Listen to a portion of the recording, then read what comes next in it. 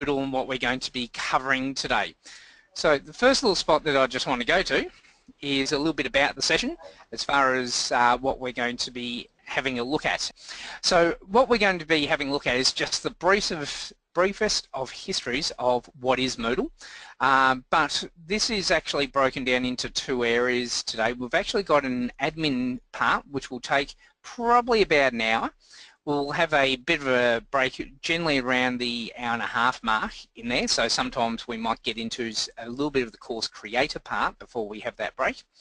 But within the admin side of it, we're going to look at how you can actually go and create users and how you can also do bulk uploading of users, so through what's called as CSV file. Now, as an administrator, you also have the ability to create what's called categories, and we'll see some of that coming up shortly in there. So it's just a few, and of course we'll look at the idea of enrolling users into a particular course. So that's the admin side to have a look at, and it's a very basic admin look today. Please take this as a sales plug. We do run a full day face-to-face admin course, and we run a 2-day course creator course. So it gives you a bit of an idea how much there is in there. Been a lot, but what we're running through is, I guess, the main parts that people generally need to get off and running with the admin side. Then once we get into the course creator side, we're going to see how you can create the course. So that becomes the framework side of it. But within the course, you add in what's called resources and activities. Don't worry whether it's a resource or an activity, you just add what you need to add. You see these different labels and you'll add those things in. But on the whole, all the resource happens to be is something that they can actually read, look at, something along those lines. It doesn't need them to do anything. Where an activity could be something like an assessment where they need to submit something. So that's really the main key difference between a resource and activity. We'll also have a look at how we can mark courses off as being completed and so on. So there'll be a couple of other things in there. So that's just what we're going to be having a look at. Now, I guess one of the questions that does always come up is Moodle. What does that stand for? Why Moodle? Well, it was actually developed by a person called Martin Dougiamas, who grew up in the outback of Western Australia, and after he, I guess, graduated high school, he ended up at Curtin University in Western Australia, and he was using a really old system that's still around today, and the most common thing that people say about it is, oh, that's a terrible system, so I won't mention the name in case anyone's using it. So he developed Moodle. So originally that name up the top there is not what it stood for. It wasn't modular, it was actually Martin. He named it after himself, but then decided to change it to modular, which is actually more appropriate. So just to give you a little bit more of an idea around this, I guess moving from the end backwards, it is a learning environment in there, so all the courses can be created in there. It's dynamic. Now, Moodle was first created back around 1999. If anyone's been using the web since that time period, or I should actually ask, has anyone been using the web since that time period? Yeah. Yep. Okay. Do you remember that websites were not as dynamic as they are now, that they were very static pages and they only got changed once every 12 months once someone went in and wrote new code to update it? I certainly do. So that's what it was back then. So the dynamic part meant that you could actually go in, type something into a web page, click on a button, and it would be submitted and updated. That was really new back then. Now we just take that for granted. Object-oriented is the programming language, and modular, nowadays we tend to refer to it as plugins and apps, so there's other things that can be actually added into Moodle to give it other functionality in there. So the name is actually really quite relevant in there, but that's what Moodle stands for. Hopefully you've even seen some of the stats in there.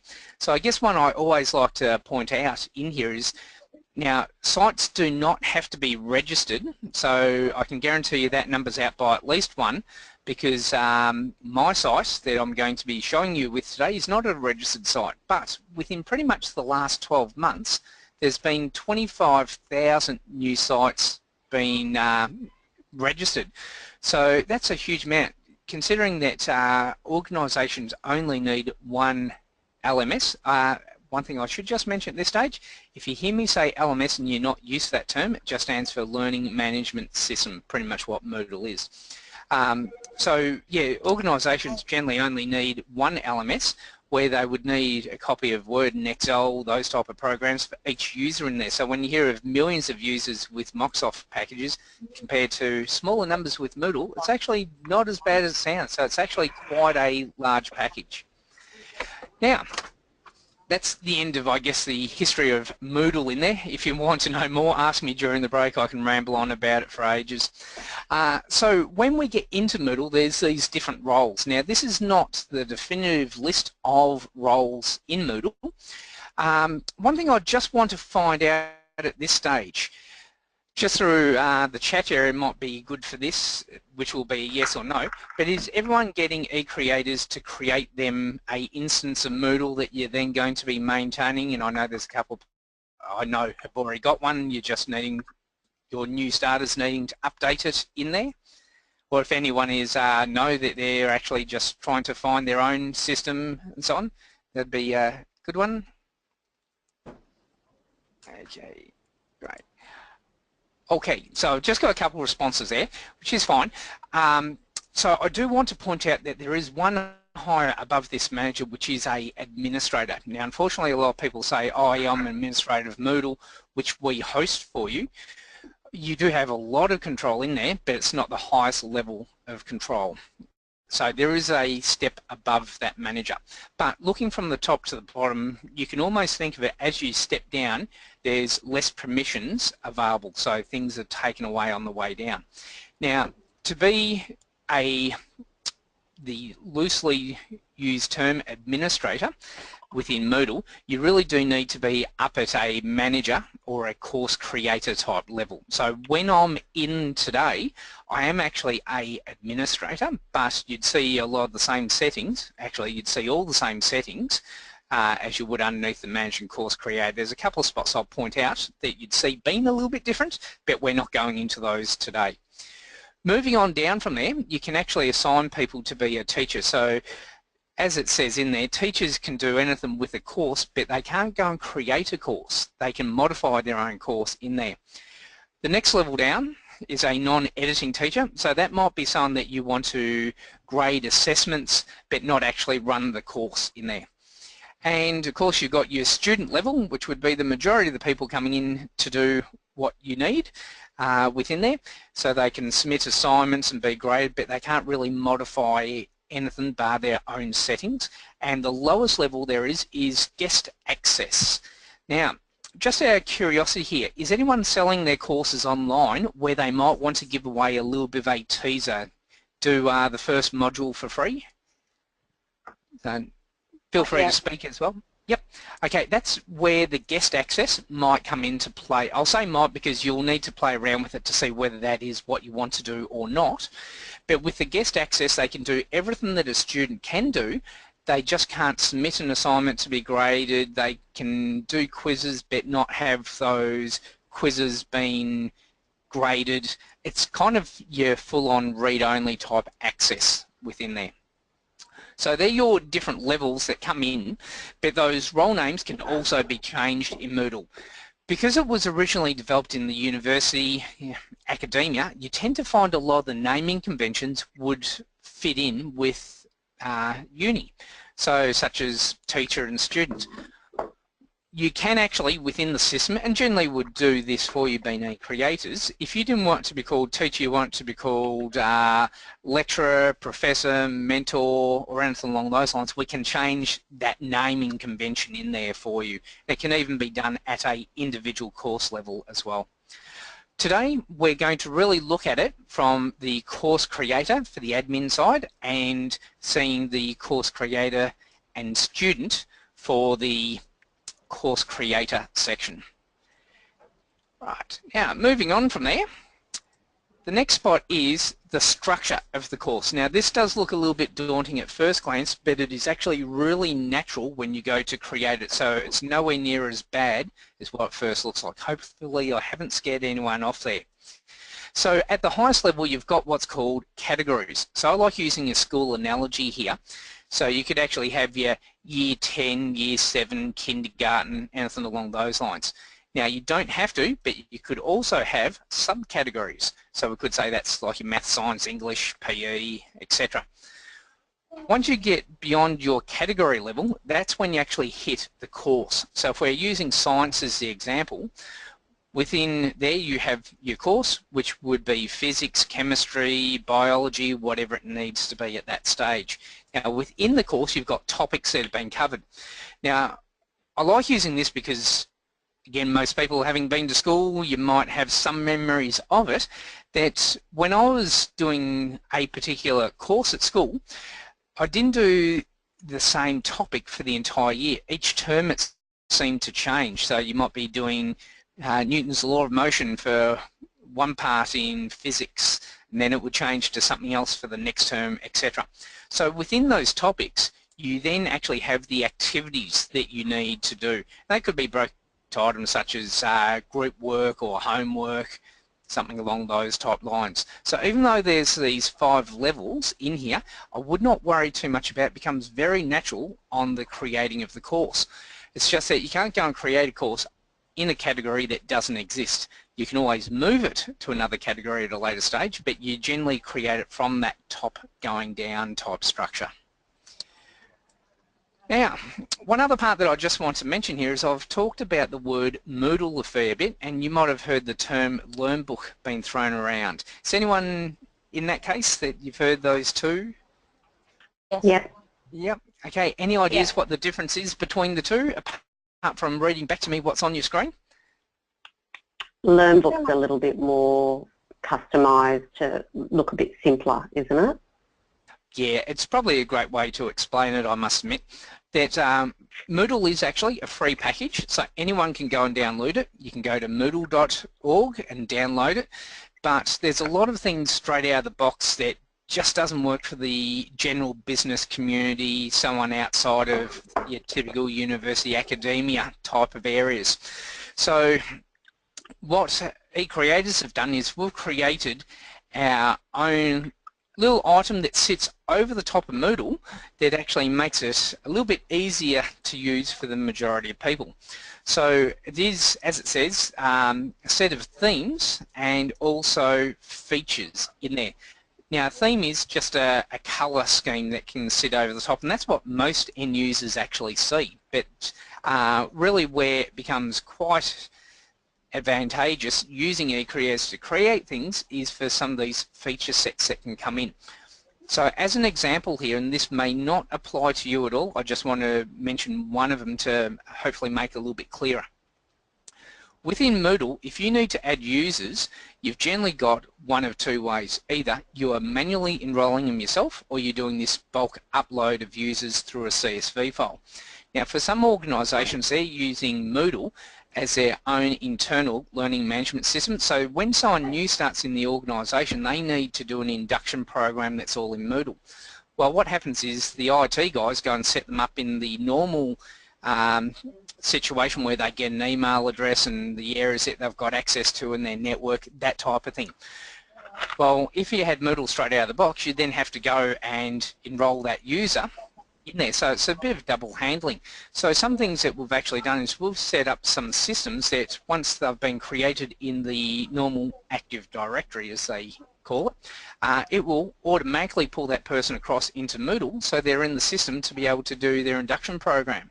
So I know that with a couple of our clients, it's pretty much day one, the person actually fills in their details and they get set up by the IT people. As soon as the IT people have finished setting them up, they're automatically enrolled into Moodle, and as soon as they leave and they get deactivated, they get taken out of Moodle at the same time. So that's just one particular feature that can come in, but anything that it doesn't do out of the box, that's one of those customized features that can come in, but certainly the themes is actually a big thing with Moodle as well.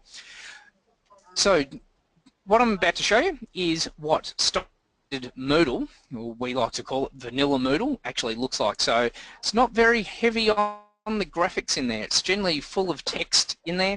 So it's actually made up of a few different areas. On the left-hand side, we've got our main menu and the navigation. Down the bottom is the admin functions. Now, one thing I should point out, a student would not see those admin functions. You get to see what you should see based upon the role that you're set up as. So an administrator will see a lot more compared to a student. And I will show you this fairly early on in the piece after I've gone and enrolled someone so that we can, I shouldn't say enroll, uploaded a user so that I can actually show that. But we've also got the courses down through the middle. Now I'm trying to use, on the next screen here, one of the closest colours to stock standard Moodle. As you can see straight off the bat, that we've got images come into place. They're not one on top of the other. It's been distributed in a grid-based format. Now, LearnBook is also what's referred to as a responsive design. So if you haven't heard that team, what it means is when you change screen resolutions, it will rearrange things so that everything's still there without having to do horizontal scrolling. So if your screen wasn't as wide as this, it was half the size, you might see still the 6, but it might be only 2 wide, but 3 rows deep. Or it might be only 1 row wide and 6 deep in there. That's a responsive design. But it is still made up of the same areas. So we've still got our main menu, we still have our admin functions, and of course the courses in through there.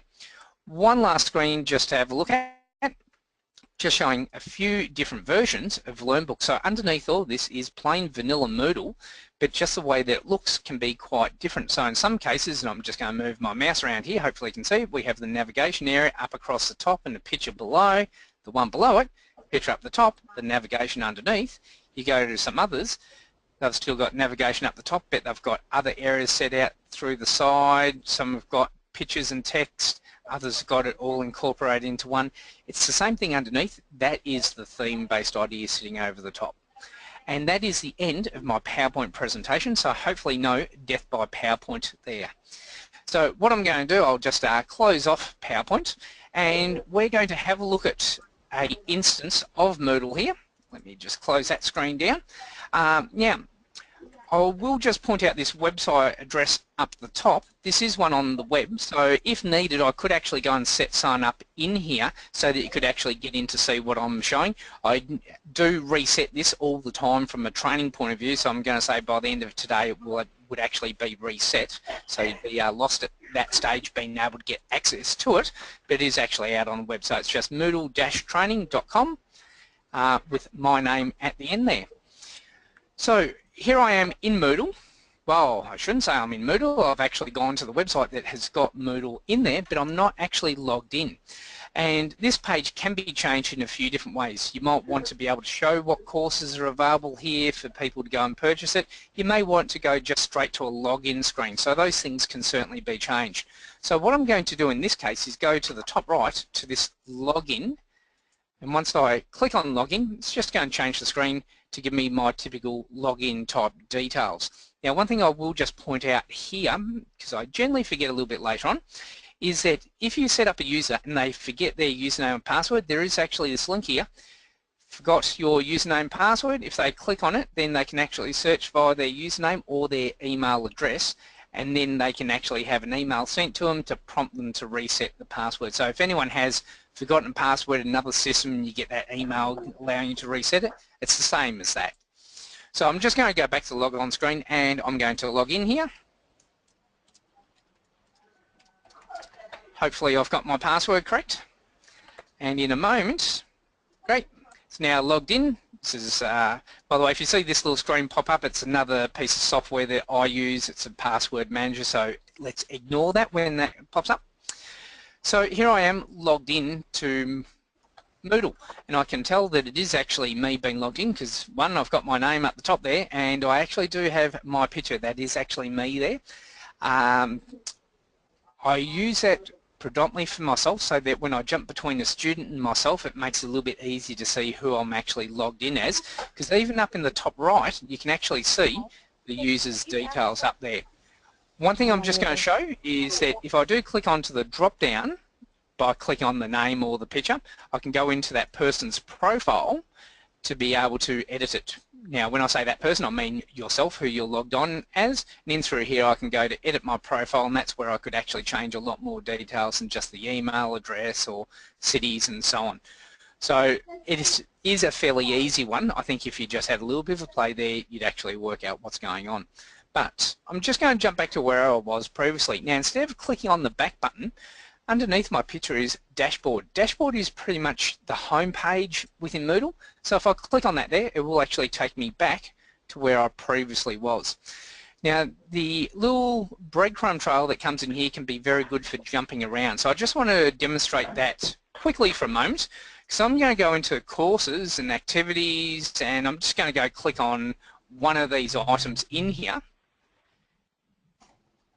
Now, once I have actually selected and it loads into place, if we look back up at this breadcrumb trail, we can actually see whereabouts I've actually gone. So if I want to get back to choose a different course, then I don't have to go back to the course category back in the navigation. I can just click on it in that breadcrumb trail and it will take me back to that course level for me to be able to go click on the course or the other courses. Now with this sample one, I've only got one sitting in here at present. We are certainly going to go and create a few other ones. Now the first part that I just want to mention around the admin side, and this caught me out a lot when I first started using Moodle, I was looking for the word admin and I'd find admin, I'd click on it and then I couldn't find the right setting. Unfortunately they use the word administration admin way too many times in Moodle for my liking.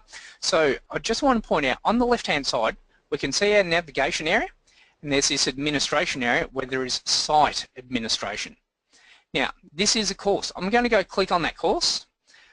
We're now in the course area, and if we have a look back on the left-hand side, not only do we have our navigation, but if we look a little bit further down, we have administration, but it's not actually site administration, it is actually course administration. Further down is actually site administration. So that's actually something that caught me out first time round. So I guess the easiest way I find to try to remember this is that when you are trying to modify something within a course, it's only going to be making change in that one item that you're in. So therefore it's going to be a course administration type setting. Anything that's in the site administration is going to be a global change the whole way across your entire instance of Moodle. Hopefully that makes a little bit of sense. As we go through a couple of things, hopefully it'll make even more sense. Right, so one of the first parts that we want to have a look at is being able to see the users that are actually in the system. Well, a user may do a course, but they can actually do multiple courses. So users are actually enrolled or set up through a site administration area. So if I go and click on site administration, just take a second, it's going to drop down and there's certainly a lot of settings in here, but one of them is users. And if I expand that out, then I've got accounts and permissions. We're going to go to accounts and I can now do a browse a list of users. So in this case, there is a whopping one in my entire instance of Moodle being just me.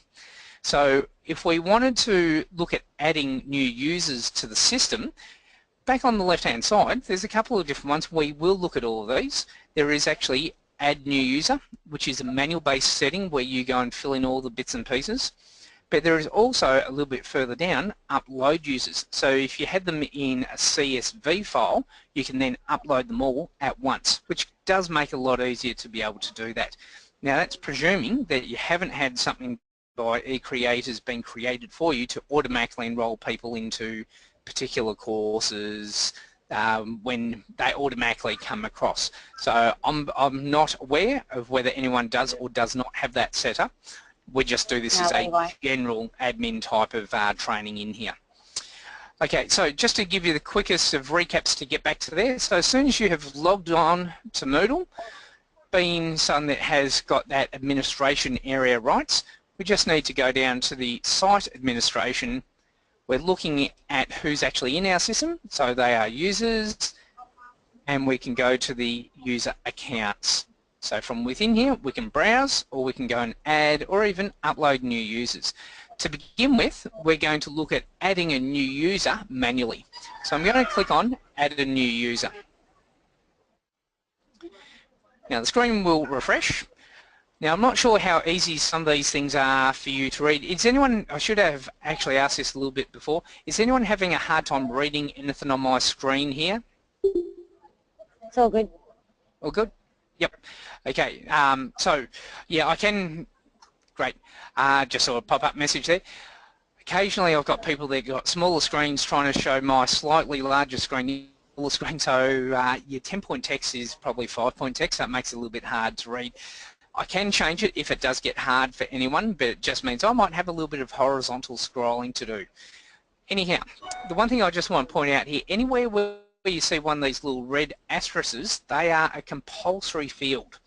So in this case, we have to have the username, we have to have a first name, last name, and a email address, last name, surname, etc.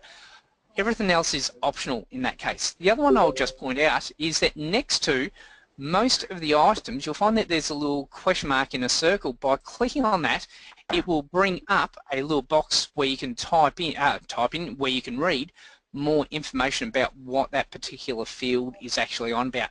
Some would actually be self-explanatory, others you might need a little bit more information about it.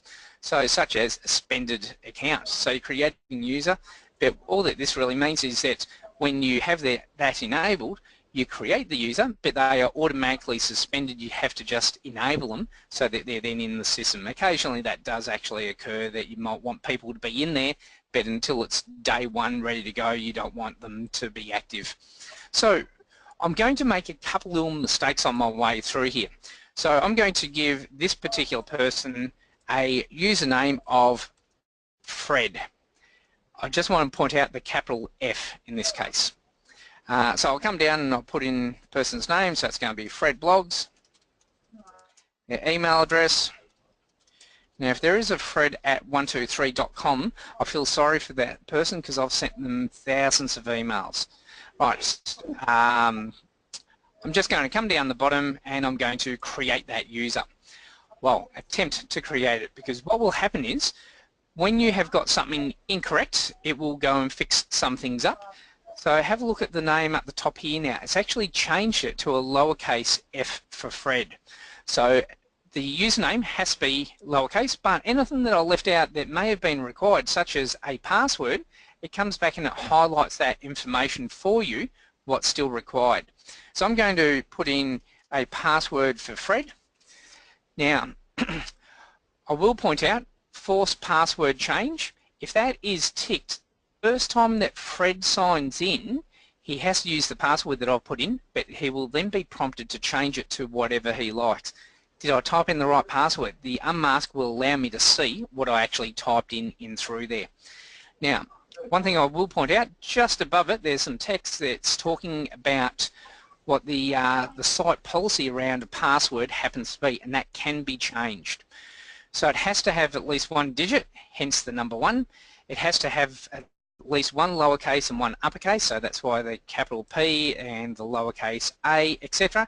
But it also has to have one non-alphanumeric character, and that's why I've used the little dash in through there.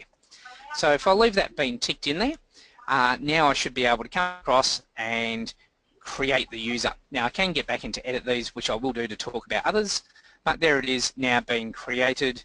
We'll just close that little screen down. So there is Fred. Now I've gone and created Fred. Fred's not enrolled in any courses, but I want to come back and change some of the settings for Fred. So let's say that time's gone by. Let's just go back to the dashboard. I've just logged back in and I now know I need to change Fred's details. Well, if I come back through my site administration, come back down to users, accounts, and I do a browse for a list of users. Here is Fred. And if we look on the far right hand side, we've got a series of little buttons. So the cross is a delete. Now, one thing I will just point out, when Fred is deleted, it means that all of Fred's details are lost out of the system. So if you needed to be able to track who's done what in the past, regardless of whether they're still there or not, you wouldn't be deleting that user because it would delete all their records. What you'd be doing is going to the little picture of the eye beside it, which is a suspend button. So it stops Fred from being able to access the system, but Fred is still in there, and if needed you can always return Fred back on by re-clicking on the eye. But if I need to edit Fred, it's that little gear cog, the little flower type emblem at the far right. So if I click on that, it just takes me back to where I was before. So as an example, you might come back in here. This is possibly one technique, not what I'd recommend, but if Fred's got in contact with you and said, I've forgotten my password, I'd be saying, well, have you clicked on the link called reset your password when you go to log in? If Fred's kind of refusing to do that, you can come in here and again type in a password that matches what we need, force the change, so therefore you don't know that password at a later stage. So I'll leave it with the current password in there. I can see Fred's details in here. Just want to run through another couple in here. So we've actually got this email display, and by default it is allow only other course members to see my email address. So if you think about the university type situation, when you're in a particular class, they quite often want group activity and communication between the students to take place. So that's one of the reasons why it would actually be a course member. If it is allow everyone to see my email details, then it would actually mean if Swinburne or Melbourne Uni had done something like that, every single student would be able to see every other student's details in there. And you've also got the ability to hide the email address from everyone so that no one else would actually know who's enrolled in those courses. I'm just going to leave it on the typical default down the bottom so that we can see a couple of things a little bit later. You can also put in the cities and countries and time zones in there as well. Now I might just ask, is anyone going to be dealing with people from interstate? And I'm probably talking more like your South Australia and Western Australia or overseas? Yeah. Okay. Yep, a couple of people are. So you may want to point out to them when they're being set up in the system to go and set in the correct time zone for themselves. Because if you're putting something in that's got a date and time, it matches up with the correct time zones. So as an example, if we said we need something to be submitted by 5 p.m. today, I'm in Melbourne, so we'll say the Eastern Seaboard time. Well, someone in Perth being 2 hours behind us at the moment means that they would have to have it submitted by 3 o'clock our time, which is still, sorry, by, 3 o'clock their time, which is our 5 o'clock. So that's where the time zones start to match up in there. If I move a little bit further down, you can actually go and upload users of pictures of the user in there. There is all these other areas that can be expanded. So anytime you see one of these little arrows, it is the indication it can be expanded to look at other items in there. So what is the description for? The description, I find it's a little bit of a strange one in some ways for the user, but that, actually I should rephrase that, it's not that strange. I have seen people come across and they'll type in what their job description happens to really be. Their job title doesn't always give away what they actually do. So if I said, oh, I'm a senior facilitator as a title, in the description I might turn around and say, well, I do training in the Microsoft Office packages, Moodle, Articulate Storyline. If you need help, feel free to contact me. That's kind of where I'd see that description area being predominantly used in there. Right, even if I go down to these options down the bottom here, there's a lot more that can put in. So people can put in their Skype IDs, etc. So let me just save, actually just to answer that, let me just type in a little bit gibberish. I'm not a great typist, so it's quicker to do some gibberish. So if I go and save my profile now, or save Fred's profile, now if I go across to Fred by clicking on Fred's name, being an administrator, I'm getting to see this, so I can actually see Fred's details. So we start to see some of the details in through here. You may need to actually go and view more information by clicking on other links, and that's where you generally see more of that information. This probably makes it a little bit hard because I am an administrator where I do get the ability to edit profiles, where a student doesn't get the ability to edit someone else. But another one I will just point out, seeing as I am in here, I even have got the ability straight out of the box to send a message straight to Fred. So it's all just done purely through Moodle in through there. Right, let me jump back now to Fred. Can I ask a quick question, Brendan? Yeah, absolutely. Just with that message, does that keep a running message activity of if you do message students? Yes, it does. So it actually does keep it in there, and one of the very recent updates with Moodle now allows you to delete conversations. So in the past it was always there and you had to go deep into the bowels of Moodle to be able to try to delete any of that history. They've now got a delete option available. Okay. Yep, so look, let's just send Fred a message in here. So I'll just click on Fred. Okay, hi Fred, I'll just send that message. So when I log in, we'll see a message being in there.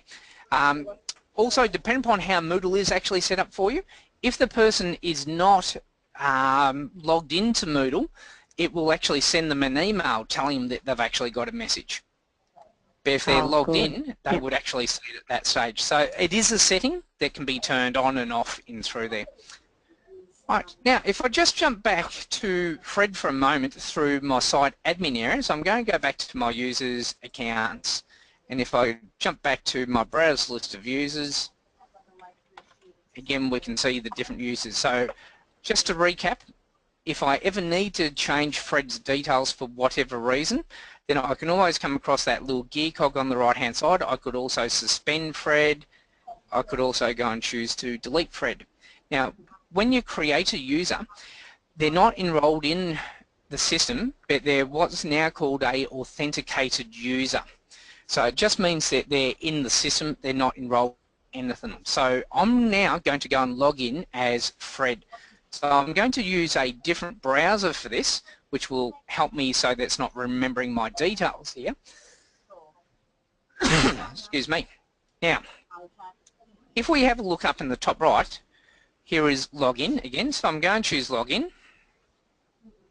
I'm going to go and put in Fred's username. I will put in his password.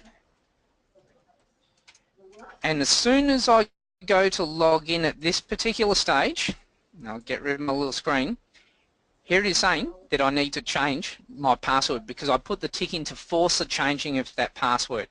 So I now need to come across and put in my original password. My little password manager is going to annoy me today here.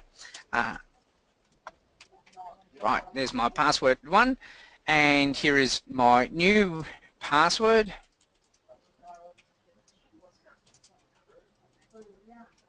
Hopefully I've put both of those incorrect, so now I'll save the change. If I hadn't, then you'd actually find that it would actually give you that, nope, they don't match, try again. But yep, it's been changed, so I can now continue.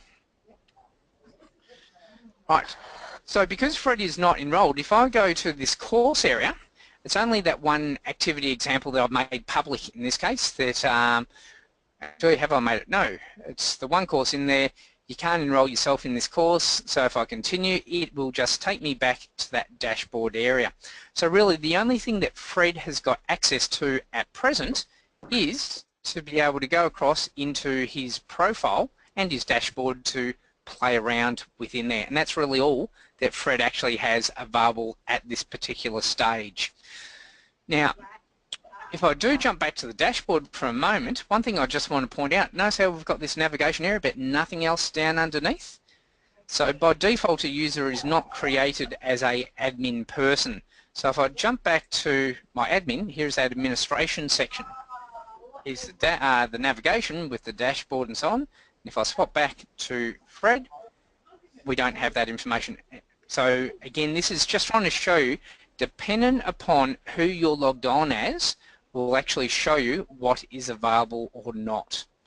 Now, I just want to also talk about one other thing here that could be one of the best features that you will actually find out about today as far as Moodle is concerned. Moodle is always being developed, so there's always new updates that go on and new items being implemented in, and they have actually done a update within the last, I'm going to say, week to 2 weeks, which I haven't actually done on this one as yet. I just want to make sure there wasn't any bugs that would affect my training today.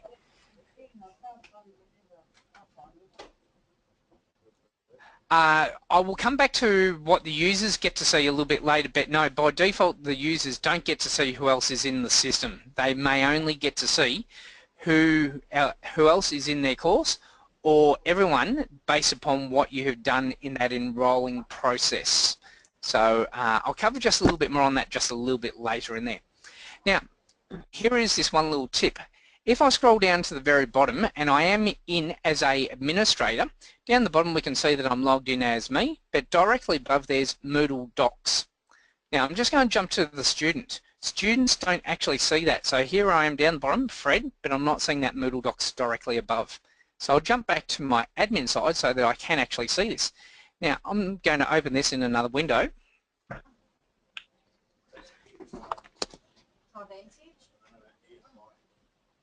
Sorry, I just muted myself then. I felt a big cough coming on.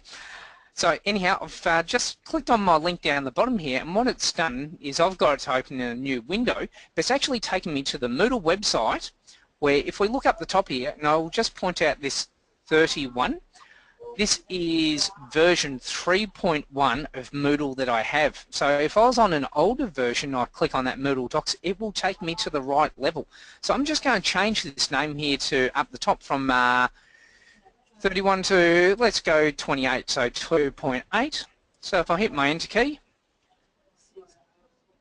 right, it almost looks exactly the same as what's come up, but it is actually for the 2.8 version. So there may be some differences in here compared to the newer version. So at least it allows you to get through to whatever level you'd like within a few versions. So I'll take it back to the 3.1. So this does give you a lot more detail than what I'll get time to go through today talking about the different elements. So there's always generally an overview, just talking about what is actually in there and what you can and can't do. So deleting an account and what happens there versus suspending. If you need to update a profile, there's links to be able to do that. So if I just click on that one for a moment, we're now into the editing of the profile, and it will go through all those different options, talking more about the pictures, additional items, the options, etc. So there is a lot of information that is constantly being updated in there. In the past, I have actually created manuals using the content out there, but what seems to happen is I go and create it within 3 to 6 months. It's kind of a little bit obsolete at that stage because of updates that have gone on in Moodle. So let me just close that down. So down the bottom of pretty much every single page is actually one of these Moodle doc items. So just as an example, I'm just going to randomly click on something over here. Let's take this one here, cohorts, and I'll talk about that a little bit later. So I click on it, try it again. So if I go to cohorts, I'm now in the cohorts area. If I scroll down the bottom, Moodle docs for this page, and what we'll find, here it is now talking about what cohorts happen to be and more information about it in through there. So I highly recommend, if you ever get stuck at a particular page, you don't know what to put in, go down the bottom, click on that Google Docs and have a bit of a read through it. In all honesty, if you went back to Google and you've done a search for what you're trying to find, it's more than likely going to have that page as one of the first ones in there that you'd be clicking on anyhow.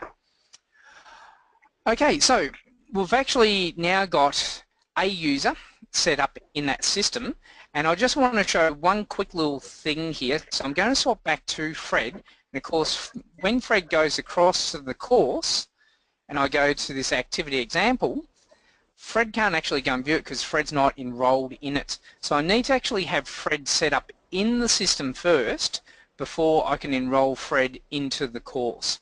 So I just want to show just that Fred being enrolled in here, and then I'm going to show you what happens when you do bulk uploading of users when you want to do multiple at the same time. So in this case, what I need to do is to browse to the course. So I'm going to come up to the courses and I'll click on my activity example. Now, I am the administrator, so I can get into any course that I like.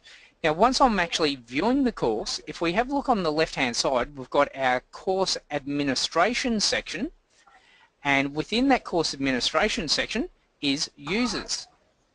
So if I click on users, I can now go to enrolled users. So if I look at who's enrolled, there is no one enrolled in this particular course. So I've got my little button, enroll users. Here are my two users. I just want to enroll Fred in this case, so I'll choose enroll. Now, by clicking on enroll, Fred has gone across as just being a student in that case. If I want to enroll myself down here, as just one other option that you may want, is that by expanding out the enrollment options, you may want to say that they are going to start based upon a particular time period. So it could be the course start date or today or even now. So let's leave it as now, but how long do I want them to have access to this for? Because if it's something that they have a 12-month subscription to, then you can always come down and give them 365 days of access to it. At the end of that time period, it will automatically suspend them, not delete them, only suspend them from that particular course. So if I do that and I choose enroll, and I now finish the enrolling of users, what we'll find is, by looking at these ones here, here is Fred. Fred's been manually enrolled from today. Right, it doesn't say that there's an end date. So if you enroll a user, they're forever in the system, enrolled into that course. Where the second one, where I did have a time period, here it is been enrolled as of today, but until, and there it is giving me my 365 day amount within there. The only one that kind of catches people out a little bit, but no one ever worries about it, is the old leap year, that it might be the day before because of 365 as opposed to 366.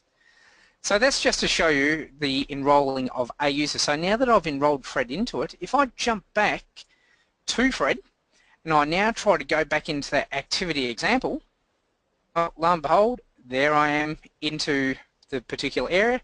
And as far as what's in the left, yes, there is an administration area, but all that Fred can see is what grades and competencies he's actually achieved in there. So it's not really a full-on administration type area as such. Right, so any questions on that single user side? No. No, okay, great. So again, No. the quickest recaps. So when you've come into the system, you need to go to your site administration, down to users, accounts, and there you can go to add a new user. When you want to enroll a user, once they've been added into the system to a course, you need to go and find what course, and once you're in the course, then you need to find course administration, where you actually have users, and then you can go to enrolled users. And that's the one thing that sort of caught me in my early days. Administration, users, well, there's course administration users and site administration users. That's where I found that it was at first just a little bit confusing. Hopefully me going that many times, hopefully it won't be that bad for you when you start using it. Hopefully it'll be a little bit more obvious. Right, now one of the other parts is that you may need to go and put in a lot of users. So let's say you've got 10 users, 50 users, 100 users. As we've done for one client, 41,000 users. You don't want to go and add them all in manually. I don't think you'd want to sit there and type them all in. Well, that is where our bulk upload comes into play. So if I go to site administration, back to users, accounts, and this time instead of adding a new user, I want to upload users. Now when I go to upload users, just taking a second to kick this in, but there is an area where I can actually choose to add a file. Now I can drag and drop a file into here, or I could choose this choose a file. Now I just want you to see this choose a file screen. I'm going to go into this more when we go to create a course, but anytime that you need to upload something into it, it's going to be the exact same screen that comes up. There's nothing different really in there. So I'll go through that one just a little bit later. I just want to show the drag and drop in this case. So I'm just going to come back to my files here, and here is a list of my users that I'm going to drag and drop into it. But before I actually just do that drag and drop, I'm going to open this up, and it opens up in Excel, being a CSV file. Now if we just have a look at what I've got created in here, I've got 10 users. I've just given them a username of demo 1 through to demo 10. Their first name is just the word of their number. Their surname is their last name. Email addresses in through there. But I'm going to do something a little bit different here. I'm not going to leave them with a legitimate password in there. I'm going to put in everyone's password as password. So let's just fill that down through. Right, so everyone now has a password of password. Does anyone know what might be wrong with that? It doesn't meet your criteria. Yeah, I have to have an upper, lowercase, a number, and a non-alphanumeric character. That's okay, because if you wanted to force people to change their password anyhow, you might want to give them something simple to go and just fill in to begin with and then have that prompt come across. Just one other one I just wanted to mention here, and I'll cover this a little bit later, but the word cohort, they've all got the same account number in there. So let me close this and I'll save that change. This is just something that Excel seems to do with the replacing over the top of the same file and so on. So anyhow, I've now got that file in there. So I'm just going to drag that across again to this drag and drop. If I let it go, there it is now uploading that file. It's now in there. So a CSV just stands for comma separated value. So if we opened up that file in, say, Notepad as an example, you'd find it would be username, comma, first name, comma, last name, comma, password, comma. So the commas are just been separated between the fields. Now, I should probably put in more than just 10 people in there, because down the bottom here, in a moment, we're going to see a preview, and we can preview as many within reason as we like. So if we were uploading 30 users, it'd just give us a preview of the first 10 in there to see whether it looks correct. But as you can see, you can go anything up to 100,000 as the preview mode. I don't know why you'd want to see that many, but you could. So let's go and choose upload users. Now I find that the wording on that is actually a bad piece of wording. It's actually incorrect. It hasn't actually uploaded them as yet. It is put them into Moodle so that we can see whether it's working before we go, yep, that's correct, we'll accept it. So here it is showing the usernames, looking at all this, that looks fine to me. Now if we look a little bit further down, our upload type, we have a few options in there. I will leave it on the default one that'll just add new, and it would skip any existing users. Now that's based upon username and password. But as an example, you could also add all new ones, but append, add all, append numbers to usernames if needed. So if you wanted to change the username, you could actually do that. This is also another fairly common one, add new users and update existing users. So as an example, someone got married and they decide to take their partner's surname or a hyphenated name, their name's changed. You could actually go and upload those in there. Their email address would remain the same, their user address would remain the same, etc. Or you could just update existing users only, so it wouldn't actually add in new ones. So since we don't have any of these in here, I'll leave it on the add new and skip existing. Now, new user password, create password if needed and send via email. So if I didn't put in a password, what would actually happen is as soon as they've been created in the system, they would actually be sent an email with a temporary password, one of those passwords that looks like you've just mashed away on the keyboard. Once they put that in, they'd then get prompted to change their password. But at the same time, field required in file, you could actually say that the field is required in the file being uploaded. So if you'd left a password out, then that user would not come into the system. So I'll leave it as the default there. Change existing password, we could actually force it to be changed if needed in there, which would be based upon other settings above. But here's another one, force password change. Users have weak passwords. So everyone's got the password of just plain ordinary password. That is a weak password, so it would actually force them to change it. If I had something in there that matched what the site policy is, it wouldn't force them to change it in there. Hopefully a lot of these other ones would actually make a little bit of sense just by reading through it. But another one that you can always do too is you can set in whereabouts they happen to be. So as an example, maybe everyone that you're signing up happens to be in Perth, that different time zone. So you could actually come across this more area and we could actually go across and say, okay, well, those people are actually in, gone a little bit too far down, Darwin or in Curry. Yeah, I find that there's some strange ones. I don't know why, but my presumption is that Martin Dougiamis probably grew up in Curry. I've never even heard of that place. Has anyone else heard of it? No. No. Okay, so yeah, so a little bit of a strange one, but anyhow, you could actually go and change where people are actually located from that time zone if needed. The rest of it is all just the typical user preferences that we've seen before. So it could be everyone is from the same organisation, so you could type them into the institute if needed. But anyhow, I am just going to upload the users. And this is when it actually goes and uploads them. So the status gives you a good idea of what's happening to each one. So they've all been added in there. So if I come down and look down the bottom, there's now been 10 users created. Users have weak passwords. There are 10 of them that have weak passwords. So I'll just go and continue at that stage. They're now all in the system.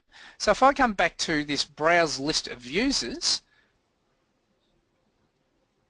we're now going to find all 10 of them plus Fred is actually in the system in there. Right. Okay, now just one thing, and unfortunately I don't really have enough time to go into this in great detail, but when I upload them I had what was called a cohort in there. Now back on the left hand side there's list of users and here is cohorts. So a cohort is actually a group of people that you can go and set up. So this one had been created by that import. So if I go and click on this demo, if I go across to the far right, I can see the little picture of people's heads. So if I click on that assign button, I can actually now look at going and adding other users into the group, but because they've been enrolled and been told to go into that cohort, here they all are in through there. So a cohort is a group of people in, or okay, I hate using the word group because there is the word group that comes into place for other things, but for our term here we'll say it's just a group of people that are associated together in that site administration area. Now the reason that I want to point that out is I've gone and uploaded everyone. So if I go back to my course now and I go to users and enroll users, well, I want to enroll all 10 of those users into this particular course. Well, the last thing I want to do is to come across and click on enroll users and then go, okay, there's demo 5 and click on each one in there. What if you've got 75 people to do? Well, back up the top here, not only do I have my browse by users, but browse by cohorts, and if I choose to enroll all 10 users and I finish enrolling, it is literally just taking all the users out of that cohort, enrolling them all across into the course. So now I've got all 10 users enrolled into that one course. That's the advantage, or one of the advantages that you get with cohorts. So you can always go and create your own cohort by going into the site administration,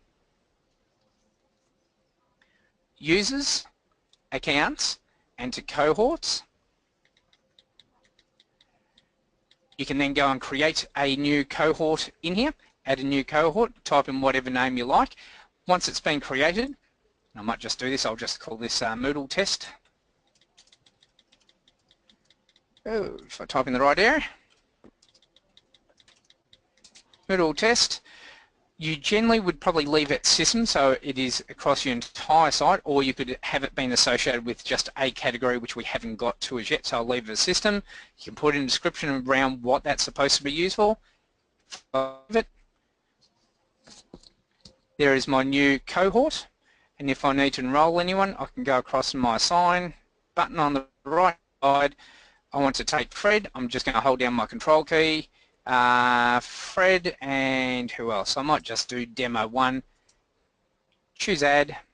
They've now been added to the left hand side, so they're now in that cohort and I could now enroll people in a course using that particular cohort.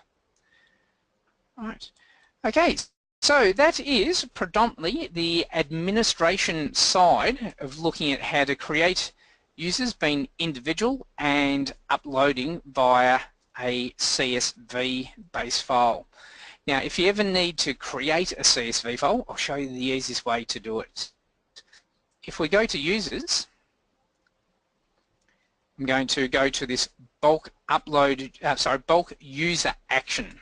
So this just means I can make a change across the board on as many users as I like.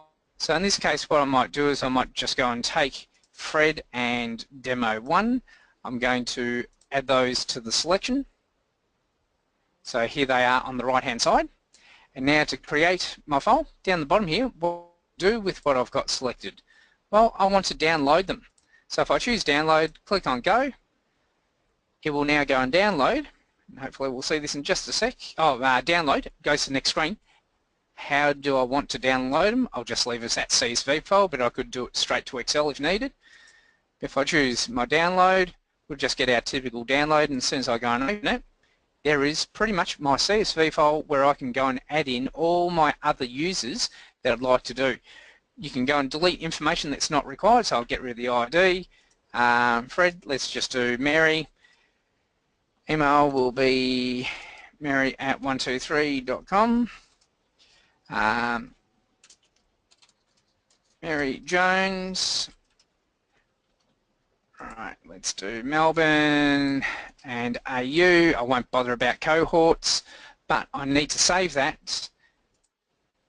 I'm just going to save it back to my desktop to make it a little bit quicker. Just call it new. Actually, just recognise something that I've done wrong then. So I'll call it new. Going to change it to become a CSV file. Right, now that I've done that, I'll just close it. Right, if I go back to my desktop as a double check, here is my new file, and it looks like, didn't save it as the CSV. Let's try it again here.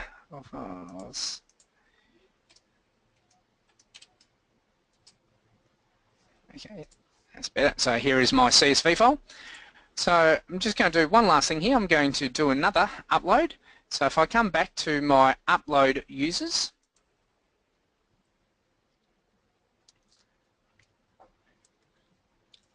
let's go across and find that file on the desktop. New users, I'll drag that across. Now I'll do this one fairly quick. So I'm going to go to upload my users. Okay, it looks like I didn't have enough columns in there. That's right, so there is an error that coming into place. All that I was going to show you, and I won't bother wasting time here, is that if I did go to upload, it would only be Mary that would be put in because the other two already exist in the system. It just show one of those particular options. So anyhow, to be able to create that CSV, you can always go to the bulk user action, and then once you've got your users in place, you can come down to the bottom and then choose to go and download them. Or you could actually even add them all to cohorts if needed. So that's the idea of what the bulk user action is on about. So any other questions around the admin side? No, all good. No? Okay, great. Okay, so what I might do is I might just kick off into the very first part of the course creator area, which really covers a little bit around the category and just the framework of the course. And then I'll give you a bit of a break to stretch legs. At that stage, we'll probably have been here for close on an hour and a half anyhow. So, first little spot is, how do you go and create a course? Well, just like so many other pieces of software, there's multiple ways to do things, and no one way is better than the other. So just as an example, who does copy and pasting by doing Control-C and Control-V? Probably a couple, I'd expect, yeah. Yep. Does anyone do copy and pasting by doing the right-hand click once you've got something highlighted and choose copy and right-hand click and paste? Some do, sometimes, yep. So it's the same here with Moodle. You may not have the right-hand click option being the web idea, but you might go one particular method to get to it one way, and you might go to another method another way. So as an example here, if I decide to go back to dashboard for a moment, and I'm not seeing something here. Let me just try something for a moment. Just want to see if I can force this to happen. Just waiting for it to finish loading here. It's just waiting down the bottom. Now it's not going to do it to me. I might just go across to the student for a moment. Nah, it's not going to show it to me. I think I just need to log out and log back in to be able to see it. All that I was going to show is in this dashboard area, there is My Courses, which is the courses that the person is enrolled into. There's also one called Courses. I might just quickly try this. It will only take a split second. I'll just log out. Let's come back in again.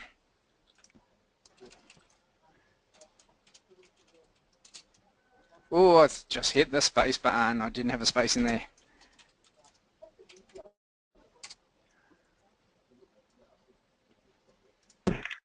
What did I spell wrong?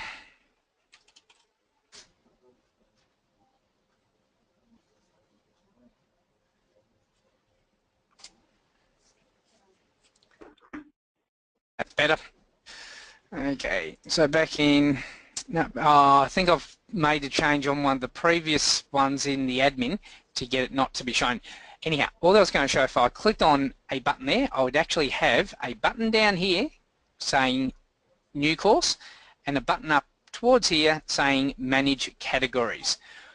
So you could use that way, but the way I recommend, because that can occasionally be problematic, is to go to your site administration, come down to not users but courses, the next one below it, and manage courses and categories.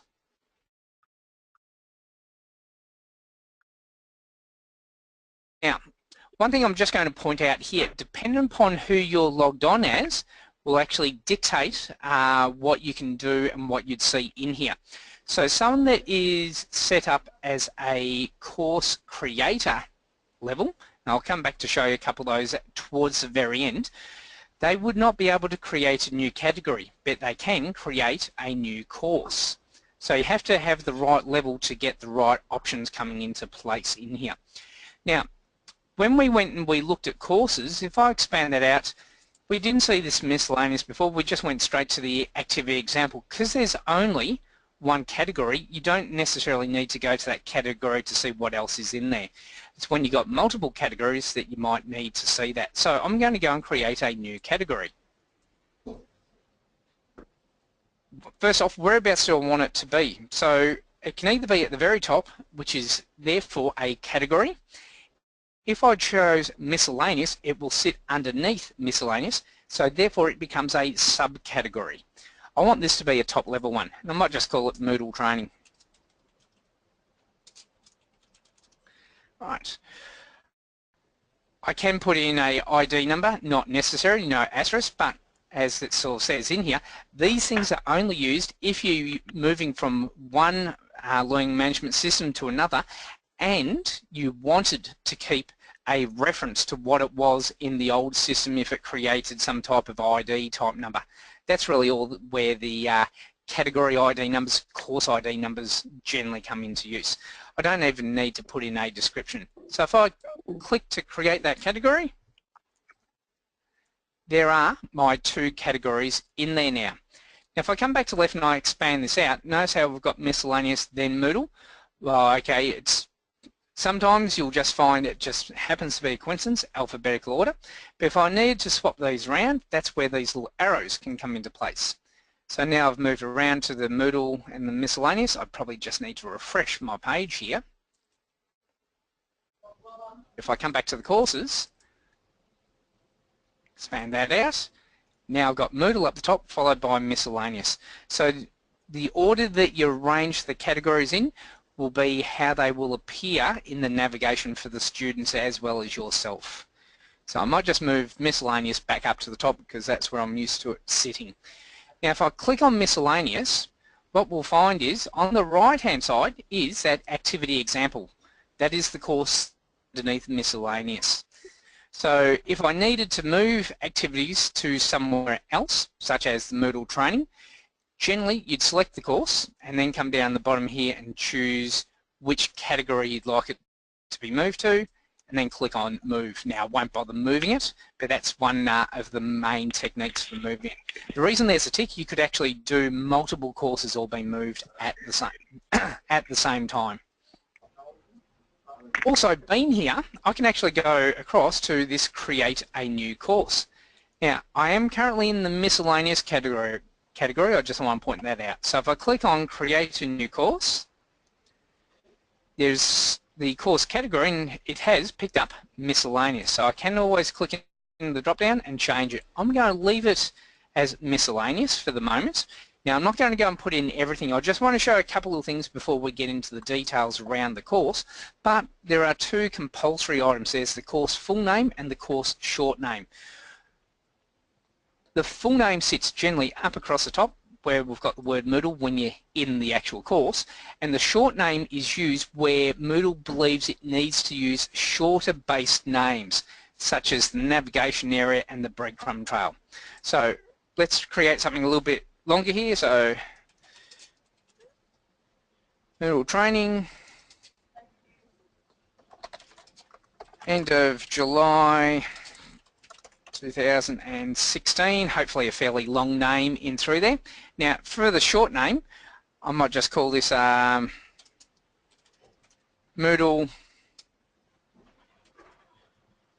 July 16, something along those type lines.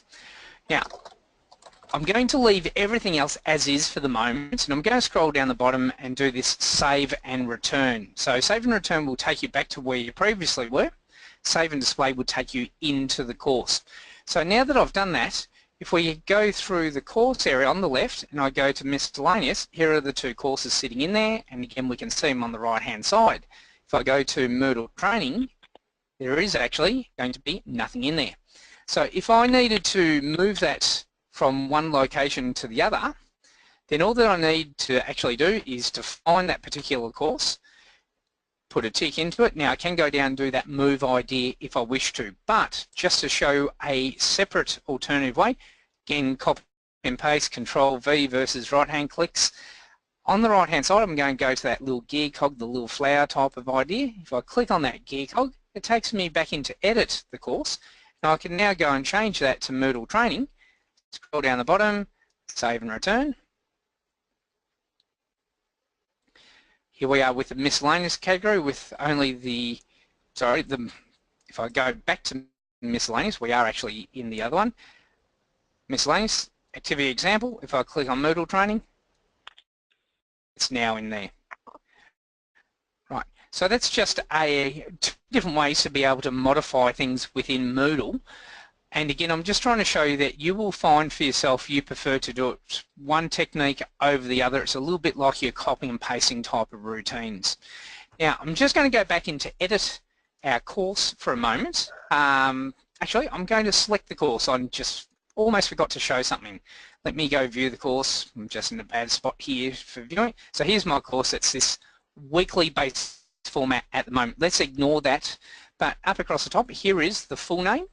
But if we look at the breadcrumb trail, here is the short name in here, and likewise from the courses it is showing the short name in through there. Now if at this particular stage I've gone, oh this is all wrong, I need to go back and edit the course, well you could do it the long way by going back to the site administration, courses, etc. But because I'm viewing the course, if we look on the left hand side, in course administration I've got edit settings. So if I click on edit settings, it'll take me straight back into where I was before, where I can go and change the names in there.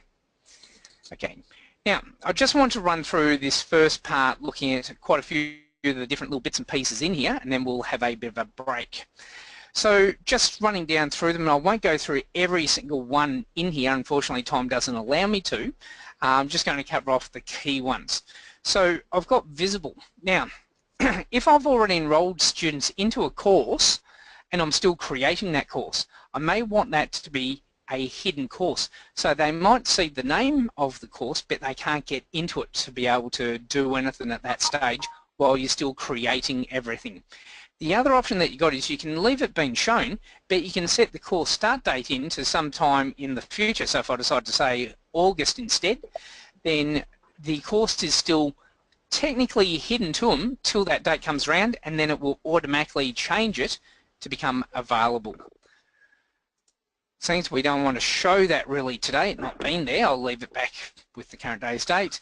Course IDs, we won't bother with that, but again that's to match up with other systems. You can actually put in a description if needed. So this is the description area. I will come back through these toolbars just a little bit later. I can also have course summary files, and the course summary files are generally images that would be associated with it. So going back to our LearnBook examples, hopefully you can remember from that PowerPoint presentation, there's a whole heap of pictures that were coming into place with it. So I'm just going to use my drag and drop routine here to make things a little bit easier for me. So if I come across and I look at this, okay, a little thumbnail type view, maybe I want that to be my logo associated with this course. So I'm just going to drag and drop that in.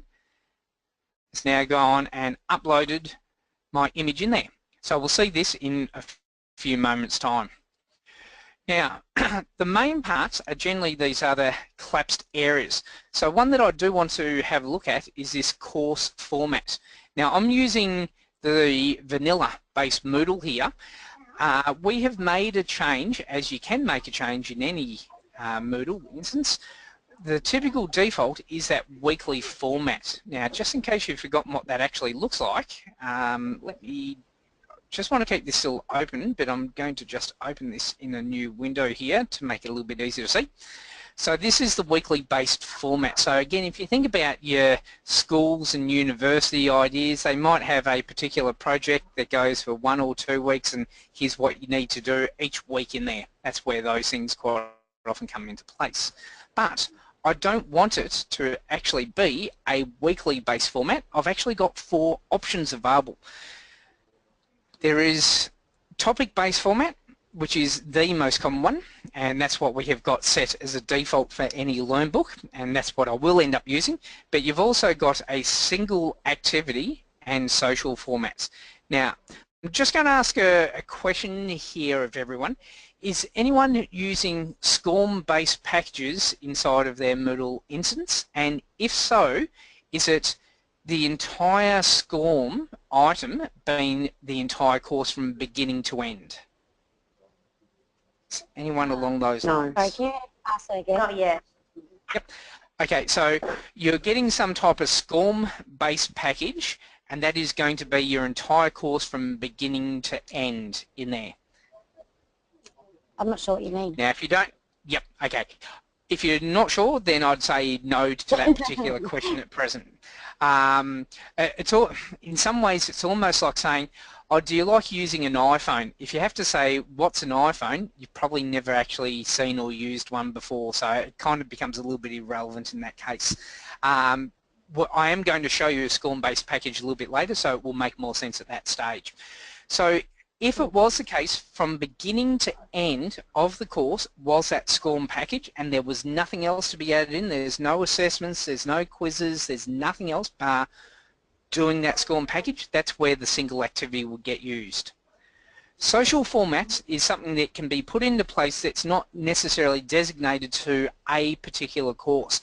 I always think of it when I was doing the last part of my schooling that they actually had a common room that all the students could go to. You could just all sit around in there, possibly do some study. No one ever did, but there's the idea of it anyhow. That's kind of where the social format can go. So they can be forums and chat areas and so on, but they could also be incorporated into a course.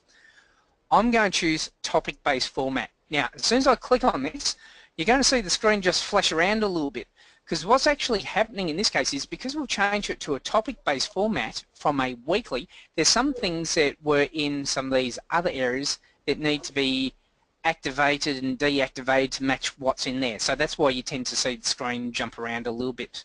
Now, how many topics do I want? Well, I'm just going to say I only want 2 topics.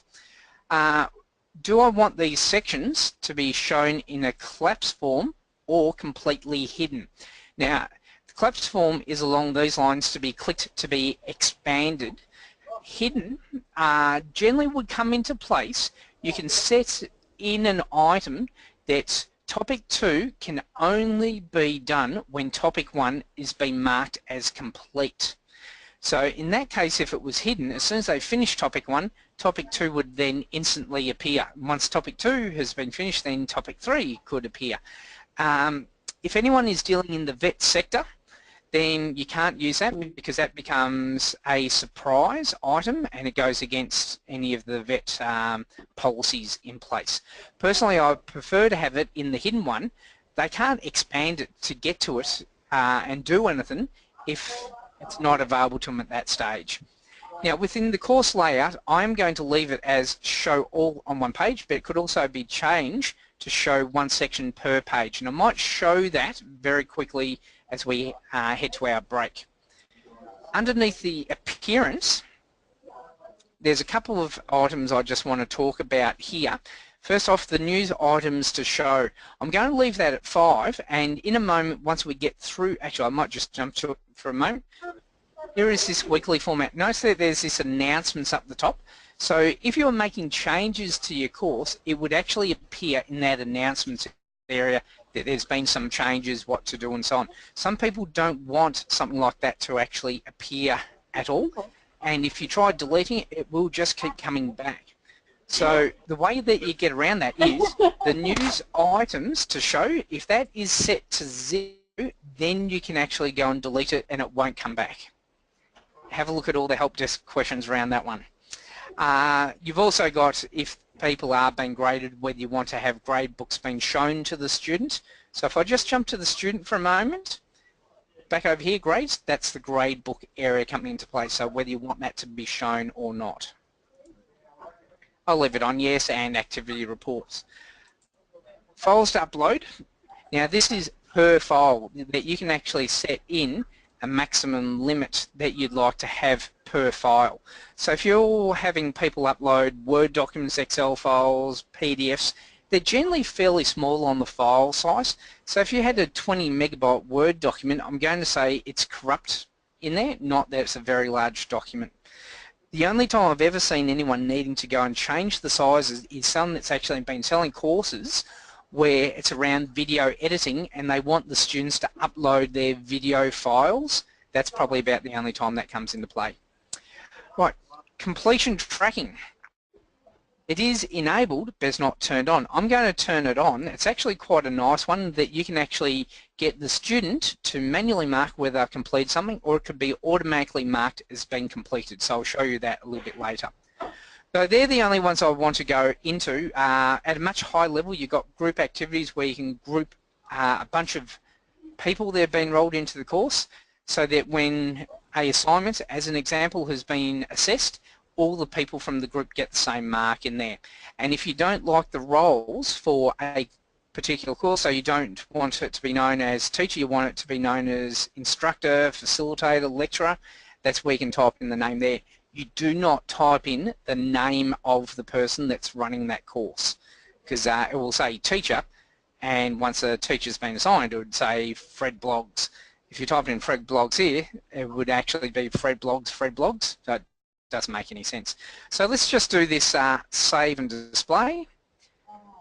And before we saw the 2 weekly format, here it is now with just these 2 topic-based ones in there. Now, if I jump across for a moment to, just want to go to one other item here very quickly before we have a break. Course administration. I'm going to go into my users and I'm going to enroll a couple of users into the course that we're creating. So I'm going to go across and I'm going to enroll demo Fred, seeing as I've logged in as Fred. Yep. Sorry, I clicked, here is something to be careful of. If you click on the picture beside Fred's name, it will take you to the person's profile. That's all that happened there. Now I'm going to enroll Fred as a student.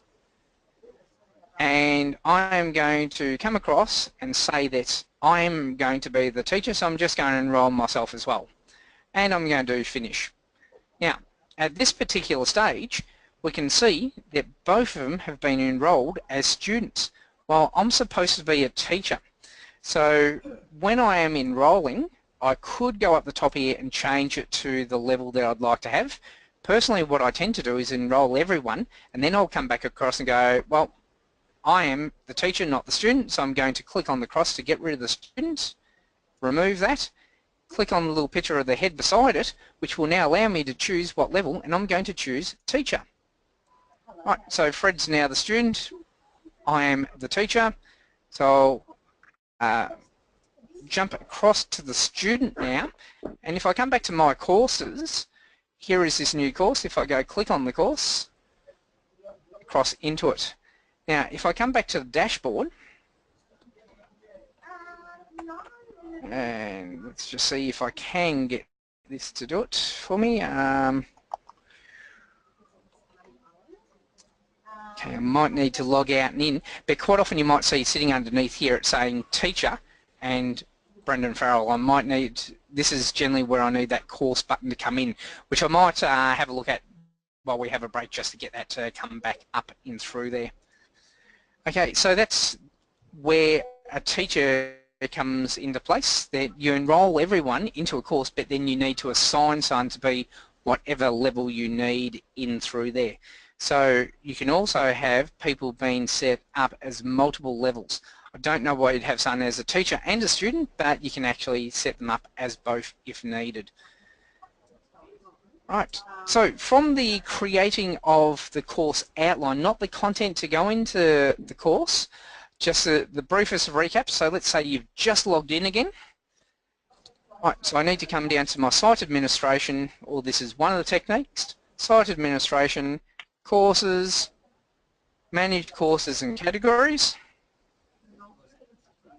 It is best to click on which category you'd like the course to be created inside of, and then on the right hand side you can go to create a new course. And then it's just a matter of filling in all the details that you actually need for the framework for that particular course. So any other questions around that part? No. Okay, well I am sure you've been sitting there long enough. You've probably drifted off a couple of times as everyone tends to do. So what I'll do is I'll give you about a 5 to maximum 10-minute break, and then we'll come back in and we'll have a look at the creating of the course, adding in those activities and resources into it. That will be the main part of the course. Muted. Edit one of these topics that we've got created in here. We need to turn the editing on. So again, from the left hand side, the course administration are in the top right. An easy way to tell the editing is on is that you tend to see all these little editing type buttons coming into place, and this add activities, etc. If I turn editing off, we'll find all those things will actually disappear. Right, so let's turn it back on again. Now, the first one, this announcements. If I didn't want that up the top, now remember that before I was showing that when you're creating the course, there's the news items, it was on the default of 5. By setting it to 0, it means it won't show any announcements. So now I do have the ability to come across, edit it, to then choose to go and delete it, which I'll do. Right, so there it is, now all gone. If I refresh the page, it'll stay off at that stage. So it is an area, but nothing's in there, so that's fine. Now I want to rename this topic. Now, I just want to show one thing here. Depending upon the version of Moodle that you've got, there's a recent, or there's been a couple of recent updates go on, let's say in the last month and a half, 2 months. There's now this little pencil mark right next to the topic name that I can click on to then go and type in a name in there. If you're on a slightly older version of Moodle, what you'd need to do is come across to edit on the right and choose to edit the topic, which will take me to another screen which gives me more information at the same time, and in through here is where I can say I don't want to use the default topic name being topic 1, I might want this one to be called a welcome message. So I might just type in welcome. I might leave the summary for the moment, do my save change, and here it is being renamed. Now just one thing I do want to point out, the one that sits at the very top here where the welcome is topic 1, the one that sits below it's topic 2, if I create any others, 3, 4, 5, etc. Now when you rearrange, whatever is up the top is always topic 1. So if I move to this little plus mark type shape on the left hand side of welcome, that is my move emblem. If I decide to drag that down below topic 2, it will swap around. Once I let my mouse button go, it will rearrange it, and now topic 2 has been renamed to become topic 1. So if I drag that back down below the welcome, it will then go back to topic 2. So they're always just recognized by this area here is the first topic, second topic, third topic, and it'll use the default names. If I needed another topic, I can always come down the bottom here and choose to go and create a new topic just by clicking on the little plus mark, and there's a new topic in place. If I want to delete one, I can use the minus mark and it just deletes from the bottom up, but what I'd probably sooner do is go across and choose which one I want to get rid of, including any content that might be in it. Seeing as I've deleted topic 2, yes, I want to delete it. Topic 2's now been removed, but we've only got 2 topics, so topic 3's been renamed to topic 2. Okay, now let's not get too trapped around that name idea, because in all honesty you generally go and change it from topic whatever number to whatever you want it to be called, and it will always keep that name from that point forwards. Now I'm just going to come back to this welcome one because I'm going to go back into edit it again. So there's the welcome message, but in underneath we've got this summary box, and I can put in whatever I really want in here. So it could be welcome to the course. Right,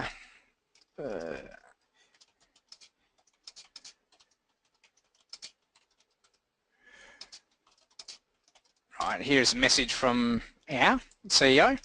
Now, in through here, I can take this type of information, do your typical bolds and underline, bolds italic, underline sitting next there, because underlines is something that people associate as something you click on a website, so they're trying to make it a little bit harder, but right next to it I can actually do these as different heading styles, so they'll just make things a little bit thicker and bolder. I could have it as a bullet list or a numbered list. Turning it off, I could actually have a link to somewhere else.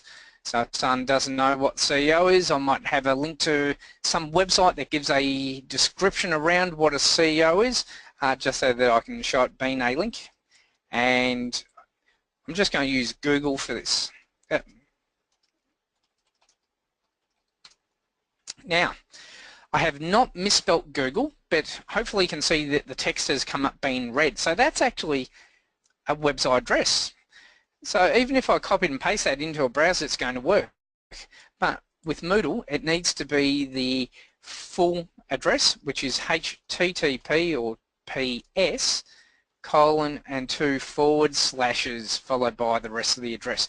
So anytime that you see it being read, it's just not recognising it. Now, what I generally recommend doing is go to a browser, go find that website. So if I go to Google,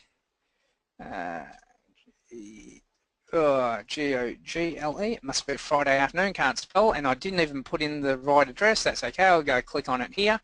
So I've now got the Google address in place. What I'd then look at doing is going up the top and copying that address, because Google actually does have the S at the end.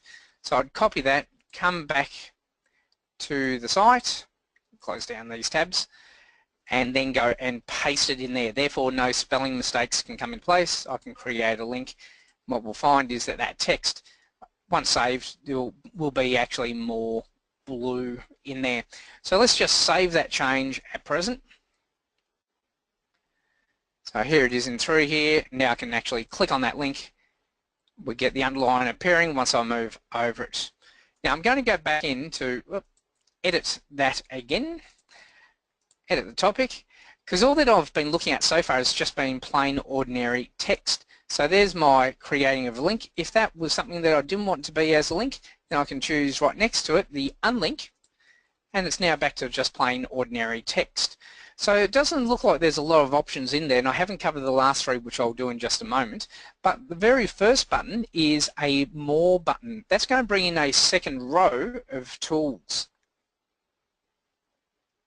So if I was desperate to have something underlined, I can actually now put underlines in place, strike through, superscripts, subscripts, indents, alignments, all that type of information. But it is generally the more, I guess, advanced items that you go to in that case. Now, if I wanted to have an image sit in here, so maybe I want to have on the left-hand side here a little icon for the course. Well, up across the top here, I've actually got an image button, a media button, which is pretty much your videos, or I can actually even manage files. So I could have a PDF, Excel, spreadsheet, something along those lines. So I'm going to choose image in this case, which will allow me to go and browse for an image. And if I click on browse, this is that same screen that I cancelled out of before when I was uploading the CSV file in the admin section. So if I want to add a image in, yes, uploading a file is the most common, so that's why it's come across to this. But I've also got the ability to go and look at recent files that I've gone and uploaded through. So I did upload it before, so there it is there, so I could actually go and select it at that particular point and use it. If I just cancel, I could also go to server files, so if I know whereabouts in my system something happens to be, so I know I've actually got a picture in that other course, so if I go back to my system, I go into the miscellaneous category. Here is that activity example course, and once I go into there, here is the different sessions. So I might go into an image or file and into images, and here is the image that I want to use. So that's if you know whereabouts it's actually located. You've also got Wikimedia. So I'll make a presumption you've heard of Wikipedia. This is a media-based version of it. Now I'm just going to use Moodle because I know the results that come up. But I can type in the name, and I can even put in the limitation on the size. So if I'm trying to find a thumbnail as an example, then I probably don't need something the size of my screen, so I could actually reduce down the maximum sizes in there. I'll just leave it with that, so I'll do a submit. So here it is coming up with a range of items, including videos around Moodle. So this picture of a boat, someone actually named that file Moodle 1, so must have called it after something else in there. But there is a range of other items that can come into place in there. For this one though, I just want to show the uploading of a file. I've already got in, but I'll take another file. So I'm going to choose File, and I've now got my browse ID, so I'm just going to go and browse to where my particular training files happen to be, and let's just find a image here. So let's take the Welcome to Moodle one, so I'll choose Open. So here it is coming across with the name being Welcome to Moodle. Now if I want that to be saved in the system as a different name, that's where I can type in a different name underneath the Save As. Probably a common example of that, you're taking a photo off your mobile phone or something along those lines that comes up with those weird and wonderful numbers. You may want to rename at that stage. It'll pick up who you're logged on as, being the author for that, and you've also got a range of different licensing agreements. Most are the Creative Commons ones that you can actually assign to the image. I'm just going to choose to upload that image. Now, as soon as I choose to go to upload it, once it's finished doing its upload process, it's going to come back across and it's going to show me the size of it. Now that's actually too big just to be a little picture to sit in by the side over here. So the nice thing here is that I can resize this picture, and there's an auto resize. So it's the width followed by the height. So I might just deal with the height. I'm going to say maybe 100 might be a better height. So if I click in another box somewhere else, it will then go and change the other size. So there it is being 100, that might still be a little bit big for what I'm after, so I might choose 70, click somewhere else. Okay, it's now been resized, that's the size that I want, but I don't want it to be at the bottom, I want it to sit on the left-hand side so the text wraps around the outside of it, and I'm now going to try to save the image. I'll say try because it hasn't saved. It's come back up with this little description here saying that there's a description that needs to be typed in here. Now that's nowadays predominantly used for people with vision impairments.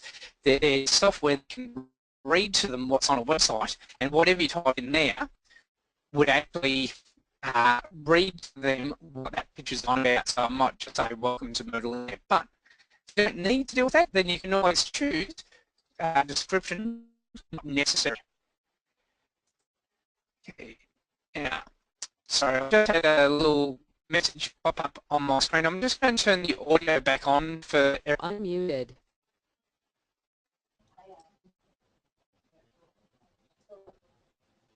Muted. Okay. Right. Sorry, I had a little message pop up about the audio Unmuted. my end. Is everyone still able to hear me fine? Yeah. Yeah. Okay. So I'm not sure why that's come up on my screen, because at my end everything seems to be correct. So look, I'll leave the audio on, so please shout out if I start to. It's commonly referred to as the sidelining effect. Yeah, my voice goes up and down in pitches, so it's not as though I've got a cold or anything along those lines. So if anything goes on with it, please shout out at that stage. Okay, so there is my image being put in now. If it's not the right size, I can click on it, click back on that image button, and it'll take me back in so I can then go and make further changes if needed in through there. Right, so that's the idea of adding in an image. If I want to add in a video, it's the exact same process. So I can do the browse idea again, but I just need to browse for the video files this time. Or if it is a file, I can go to the same button, and then I just need to look at adding a image. Sorry, an image, a file in that particular item. Now you'll see some files coming across a little bit later. I'll show you probably the more common locations. Now, I have actually put in here, here's the message from our CEO. Now I might just hit the enter key just to drop down a little bit further. But in here I want to put in a video, but I don't want to put in a typical video where I need to have it on my computer. I want to put one in that's actually been put onto YouTube. So I just want to show you how that can be done, how easy it is. So I'm just going to go to YouTube.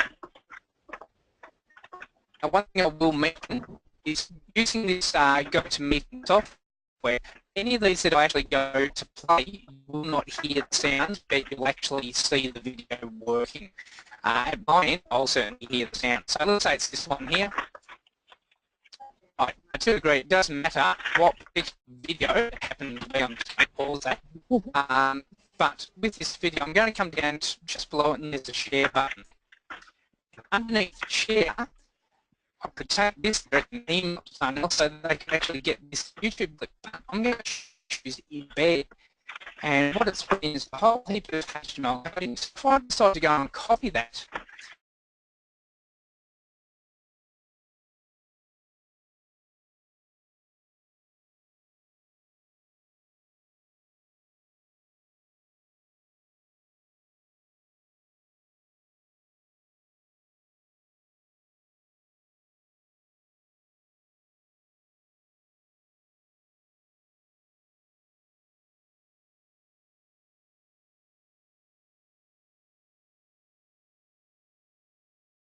is in there, and that stands out a bit through there.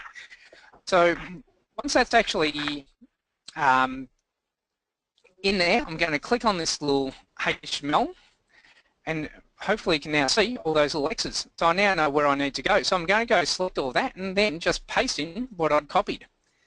Now that I've pasted in, I'm going to click on my HTML button again, and there's my YouTube clip in there. So it can be as simple as that. Okay, a couple of steps, but that's how you can put a video into place. So I'm just going to do my save changes.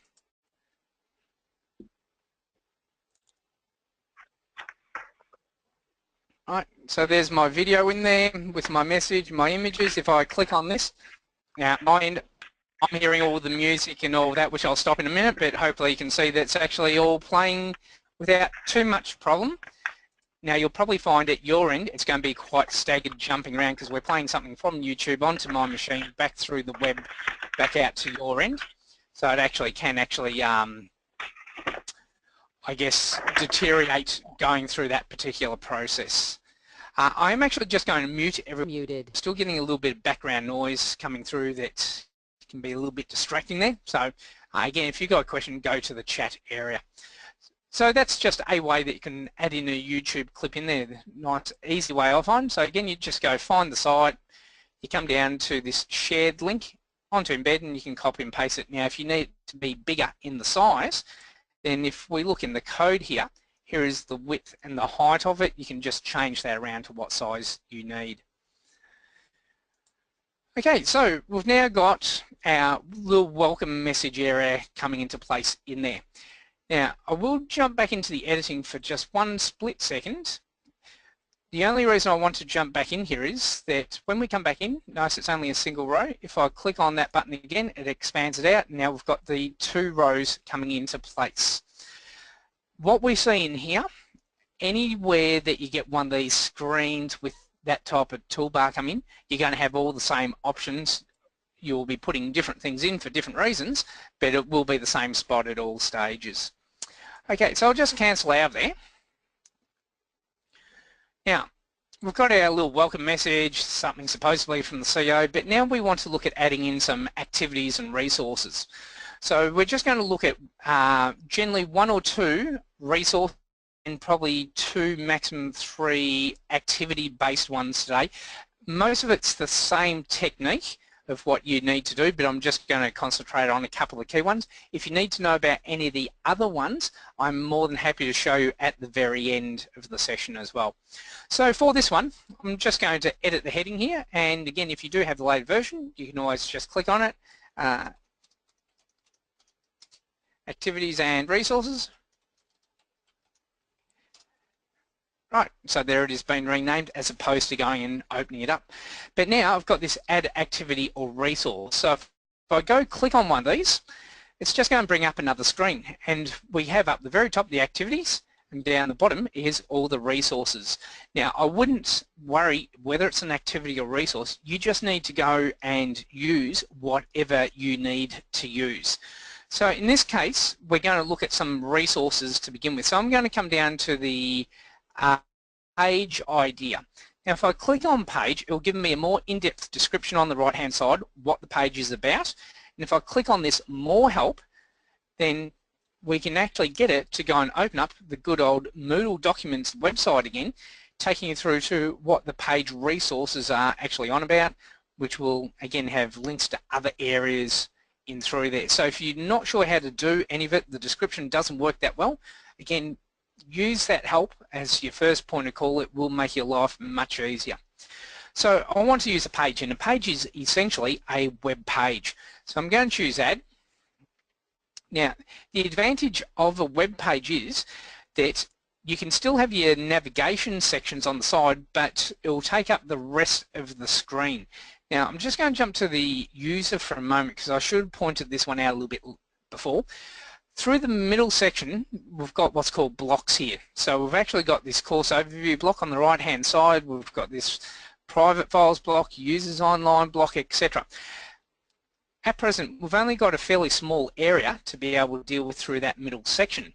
So if I was able to get rid of these blocks on the right hand side to be able to use as more space, that would make it easier, and that's an advantage that the page gets, that it actually disables all those blocks. So if I jump back to the administrator, the only spots that are compulsory is the name of what that page is and what content you want to go and put into that page. So I'm going to call this one Excel screenshot. All right. I can have a description. Okay. The description. Now by default the description is not shown on the course page, but if I choose to put a tick in, then it will display on the course page. So once we see this text, that's where that's going to be applied, and then the page content is the content that you want to show in that page. So anything that you have seen within a website before is what you can actually put into this type of area. Now for this one, I'm just going to use an image in here because I've got a fairly large image and I'm going to do my browsing for it. And I've got this Excel screenshot. Okay, and upload buttons just to get back to the previous screen. Right, so here it is coming in at the size, and I know that's too big for my screen, so I might put it down to 900 in its width.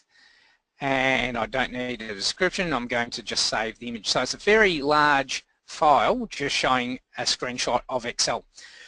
Now underneath appearance, I can actually also have the page description being displayed there, but by default it's not. The only thing that does get displayed is the page name, the Excel screenshot. Common module settings, and I'm just going to mention this once because every time that we see common module settings, it's pretty much the same thing. Do we want this to be visible or hidden?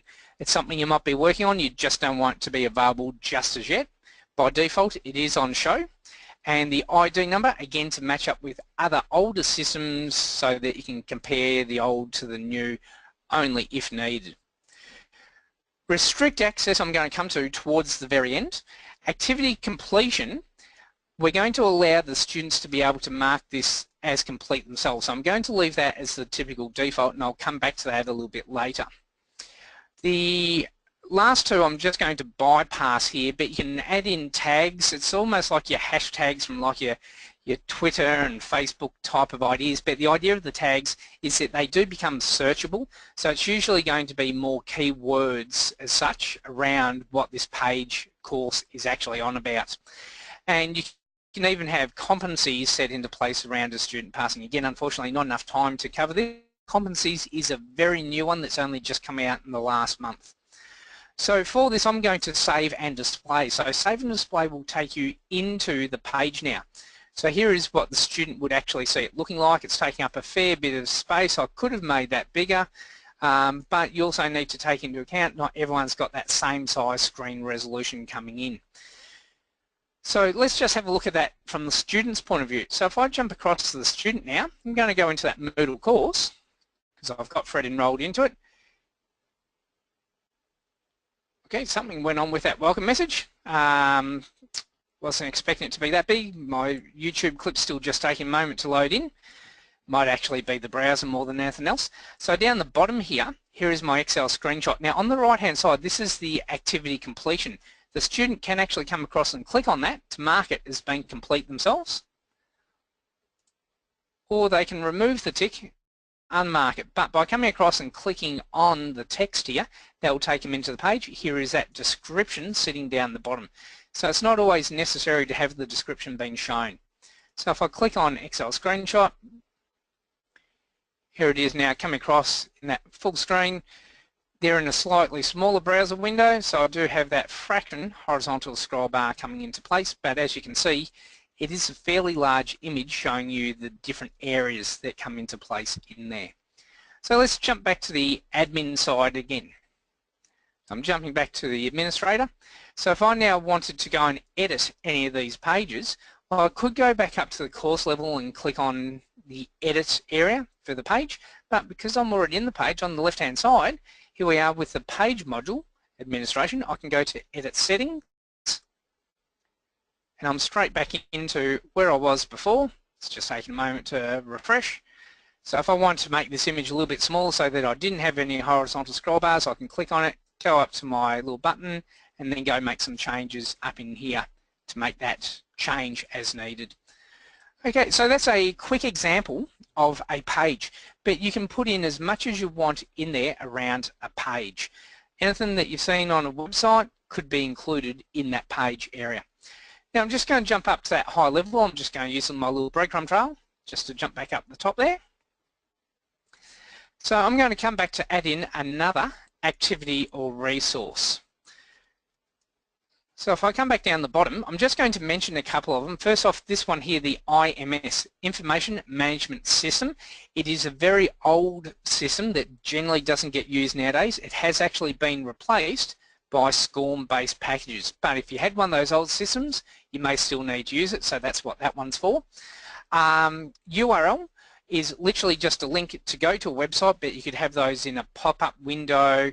It is really just a reference to a website in there.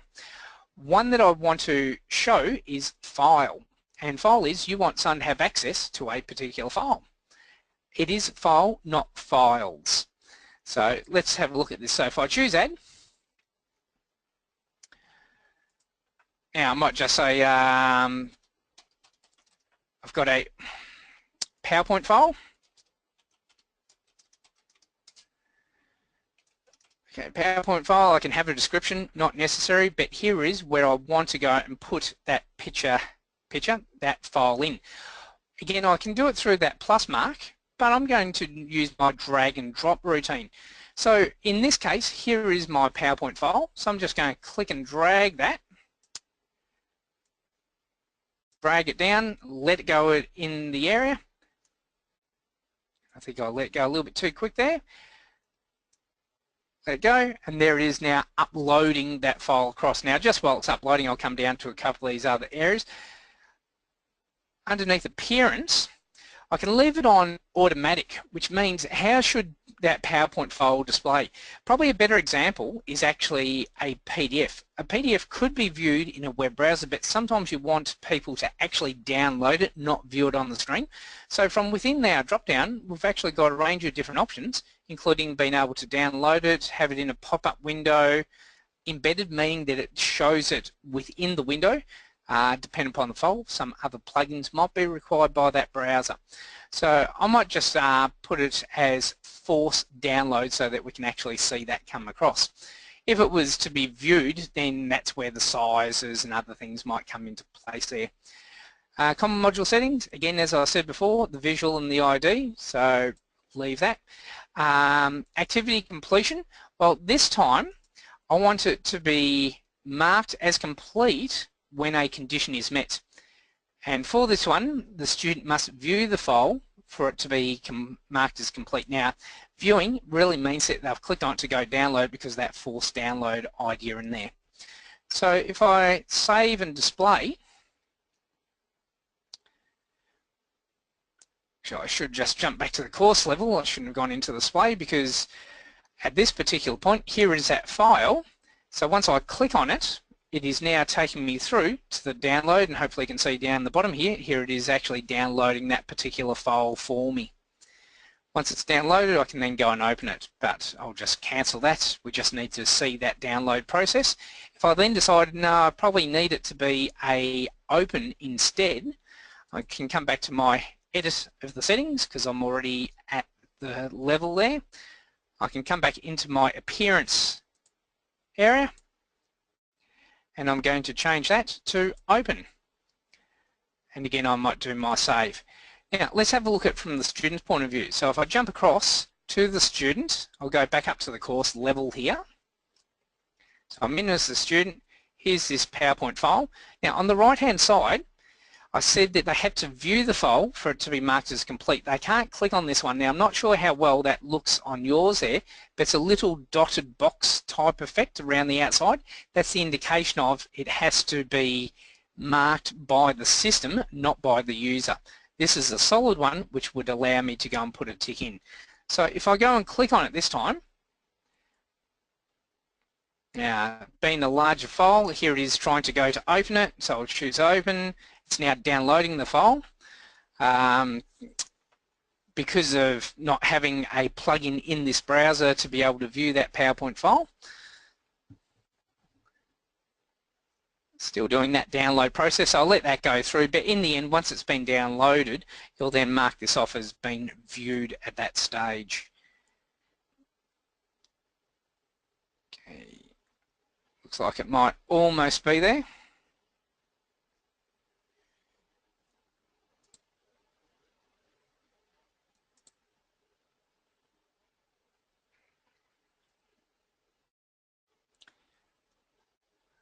Right, so here it is kicking off.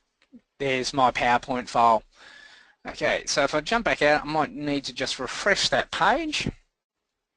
And I'm hoping that, yep, there it is now being ticked off, that it has been complete because the PowerPoint file had been viewed at that stage. Right, I'll jump back across to the admin side. Right, so that is a file. Now, it is a file, it is designed to be just a single file. Now, if you had a lot of files that you wanted to be made available, that's generally where folder comes into place. So I'll choose folder. This will be the last resource that I've got time to show. I guess the only other one that I haven't shown is book. And a book is a series of pages that has a table of content that you can jump around between. So if you need to see that, maybe just make mention at the end and I'll show you how that can actually work. So let's add a folder.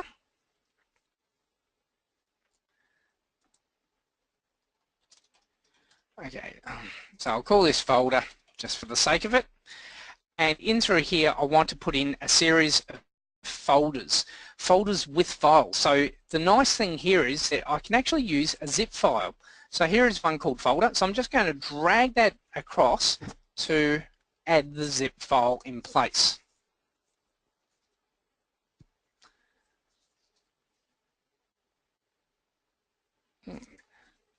This is taking a little bit longer than I was hoping for.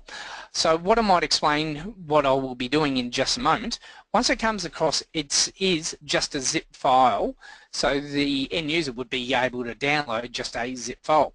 Well, I don't want that to happen. I want them to be able to see all the files and choose individual items to view or download.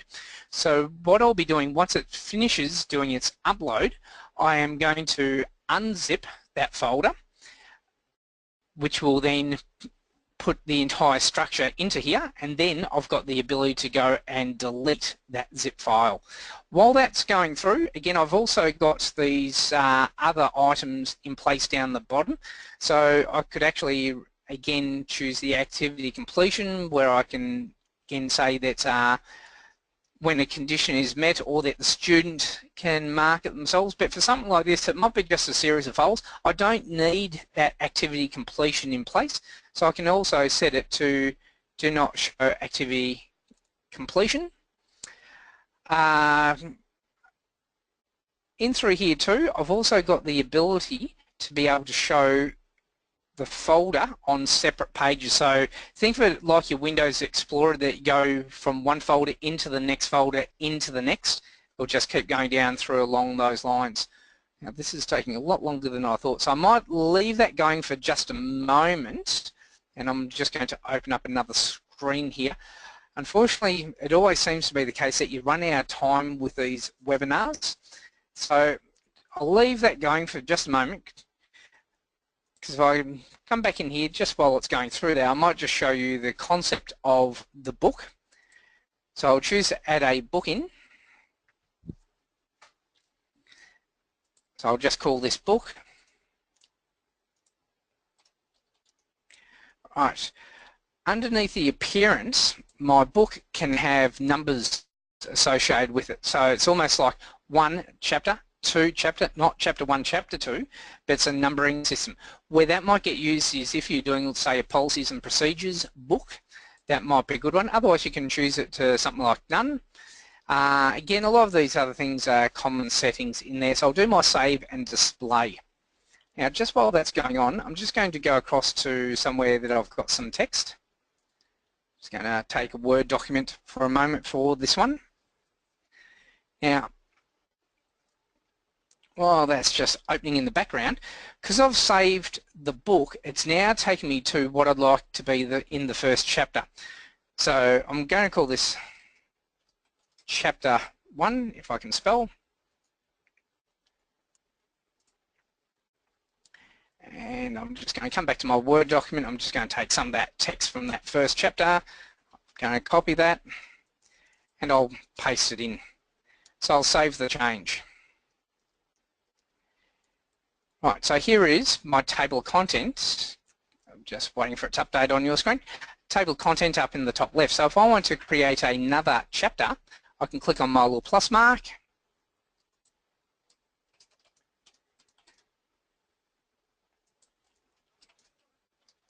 Chapter 2, and I might even just paste the same content in, but I could certainly look at adding in images in there if needed. Let's just take one very quickly in through here.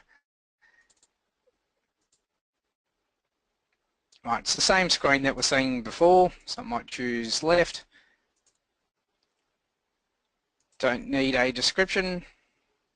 So there it is in there, so I'll save the change. So we'll now have my 2 chapters in there. So I'm just going to do one last one, and I'll make a quick little mistake. I'm going to click on the little plus mark next to chapter 1.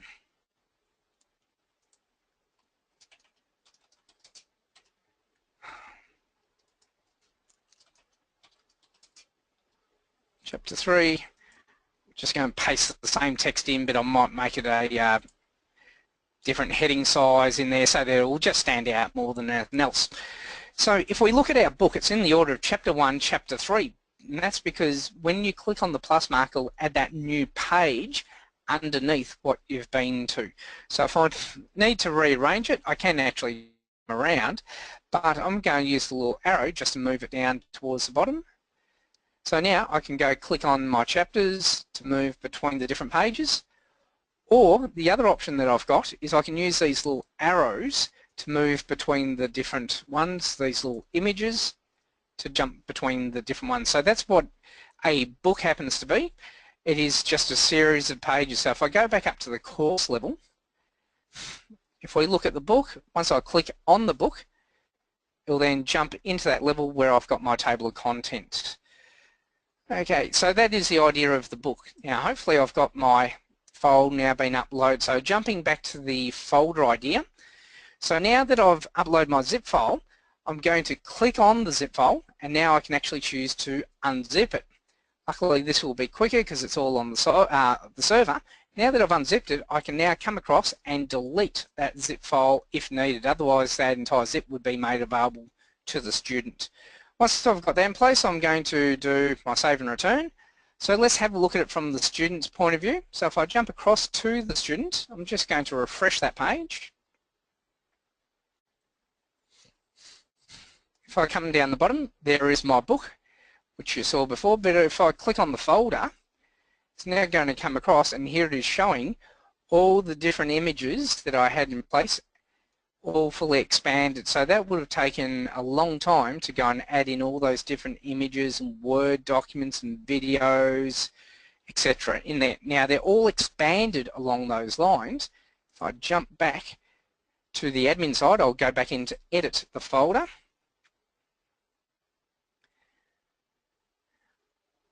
Because down through here, show subfolders expanded. If that tick is removed, again I'll just do a save idea, then what would happen is that that'll all come back up in a collapsed format along these lines that you can then go and expand out each level as needed in through there. Okay, so that's the idea of adding in a folder. So the folder can contain whatever files you like. They can always be clicked on to be downloaded in there. So that's actually the resources to have a look at. So I'm going to jump back up to the top level again because we're going to have a look at some of the activities. So if I come across to add in an activity or resource, now again because of the time I've really only got time to show 2 to 3 of these, and it will be a brief look at some of these. So what I'm going to have a look at is assignments. It certainly is a key one. That's where you want someone to upload something into the system to be assessed. So if I choose an assignment,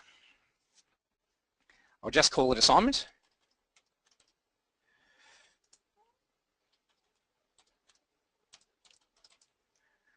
Right, I've got descriptions. I can actually add files in. So for this one, let's say that I wanted someone to be able to download a file and do what's needed. So in the description it could be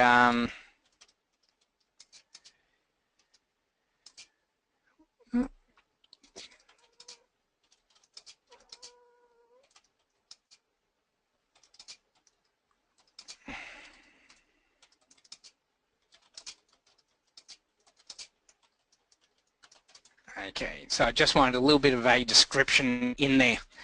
Now you can have, if you wish, date sets actually available from and to be able to submit that assignment. Again, it falls in line a little bit with academia along those lines. So if you didn't have that date period in place, you can certainly disable it. Think of it along the lines of like an induction program. You want someone to do something to be assessed. When does that person start? You don't know, so it could be at any stage. But they could be enabled. There's also one called cutoff date, which seems a little bit strange. So these will be available to submit from today through to the 5th of August, but I might be coming across and saying I want to have something like the 10th of August as the cutoff date. So what that actually means is it's still due by the 5th, but people can still submit it after the 5th, but not beyond the 10th. But it will also mark it as a late submission.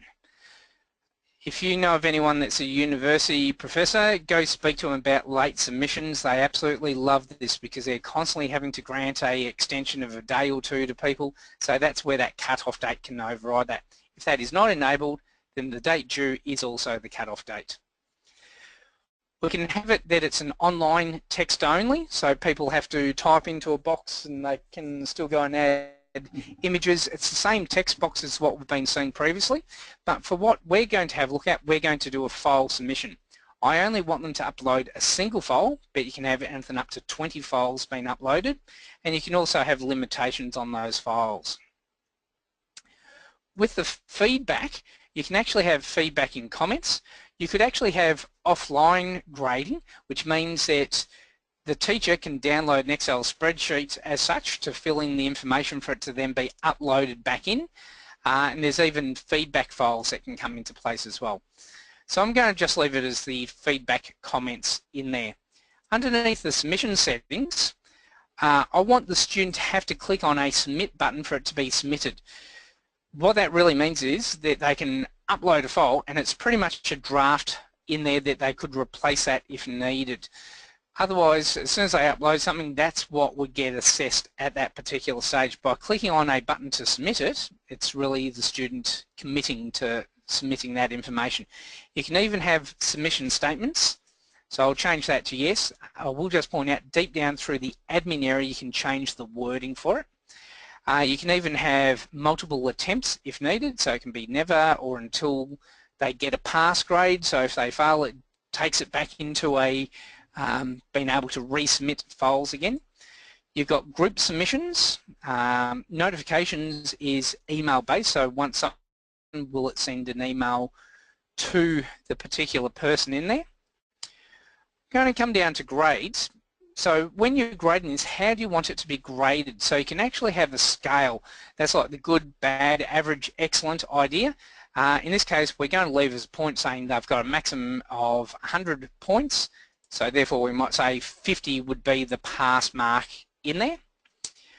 You can even set in blind marking. So blind marking means that you wouldn't know who the student happens to be. It comes up being called participant 1, participant 2, participant 3 for you to go and grade. Upon it being finished grading and the results released, then you could actually find out who those particular people are. Right, again, a lot of these other ones going a little bit beyond the time period that we've got available today. So just as the briefest of recaps, we've just given a name, put in a description. We've chosen to give access to a file for them to upload. In the description you could say create a Word document of 1,000 words and so on. We've talked about the availability time slots. We want it to be a file submission where there's only one file coming into place, and we want them to be able to click on buttons to submit it and also agree to a statement in there. So I'm going to save this one. And while that's been saved, I'm going to jump across to the student just to show you what it looks like from the student's point of view. So here is the assignment. So I'm going to click on the assignment. Here is my little description that I typed in. Here they can go and click on the file to go and download it to fill it in. Now underneath the submission status we can see that they haven't attempted anything. There's no grade. It's due Friday the 5th. I've still got 6 days to go and there's been no comments being made. So I'm ready to go and submit something. So I'll click on my add submission. So I've got my area where I can put my file into place. So let's say that this is the file that I've gone and filled in all the information into. Right, so I've uploaded it. I'll save the changes. Now at present this is still in a draft-based mode, so here is the file that is ready to be submitted. So if I realised I made a mistake, I can go back to edit the submission. I could delete the one that's there and reassociate the new one into it. If it is finalised, then the student has to click on this submit assignment because we chose them to choose a button. And here is my submission statement saying that it is my own work and I acknowledge work of others, etc. Again, that wording can be changed deeper down through the system. Putting a tick in, I'm going to continue. That has now been submitted and it's now submitted, ready for grading, but there is no grade. Now, if I jump back across as the administrator, and I am the teacher for this course, so if I go into the assessment area, what we'll find is, here is one participant, one submission, one that needs grading. So if I go and view all the submissions, I'll be able to see all the people that are enrolled into the course, which in this case is really only one person. I can see the file, I can click on it to go download it. here is my comments, so I can actually go and add in a comment to send to the person if needed, so I'll save that comment in there. They can see that on their end. But if I come across this grade area, now this is a newer base change that's gone on as well. I am not expecting anything to come up in this main window area. It is actually for PDFs to be having items added into it through these areas. So in this case, it's really this file in here. So let's presume I've gone and read it. I think they've actually got 78 out of 100 for it, so I can give them a mark of 78. Got my feedback comments, so well done. And then I can save changes. Right, so now that that has been saved, I'm going to jump back to the student. I'm just going to refresh this page. So here it is from the student's end. They can see it's now been graded. Here is that one comment that had come into place where I just typed in a little bit of gibberish. And down the bottom, here is their feedback. Here is that 78 out of 100 with the comment of well done. Now, from the student's point of view also, if I jump back up to the dashboard area for a moment, I'm just going to come across into the course. And on the left-hand side, here is grades. Now, if you had multiple assessments, there's multiple marks, and that's where the grade idea comes into place. So I can come across and I can see that within this assessment that I got 78 out of the possible 100 with the comments in there, and if I had multiple, they'd all be just listed one underneath the other, where it would actually give you those running totals in there. So that's the idea of the grade book. Right, okay, now I do have the audio being muted, and I know that the grade book for a lot of people, Unmuted. the key one. Is there any questions around the assessments area or any of those other previous ones? No. No? No. Okay, look, again, I know it's a lot to try to get through in this time period. The video will be made available to you, or at least even a previous recording if I can't get this one to work correctly. But it usually takes a few goes to get your head around a couple of these settings. Right, okay, so let's have a look at another couple in here. So that's the assignment. So I'll jump back to the administrative side, and let's just get out of here. So I'm still in the assessment area. Let's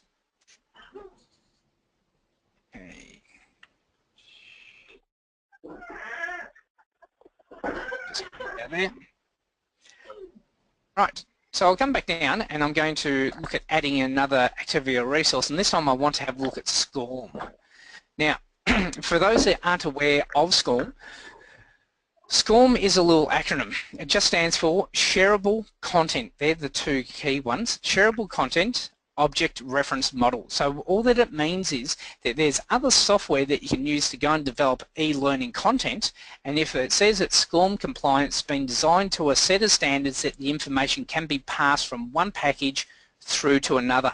So I'm just going to ramble off a couple of names here, but if you've heard of or you deal with Articulate Storyline, Adobe Captivate, iSpring, Lectora, these are all they're just a couple that come straight to mind. They're all SCORM-based packages, so it's just the name associated with those.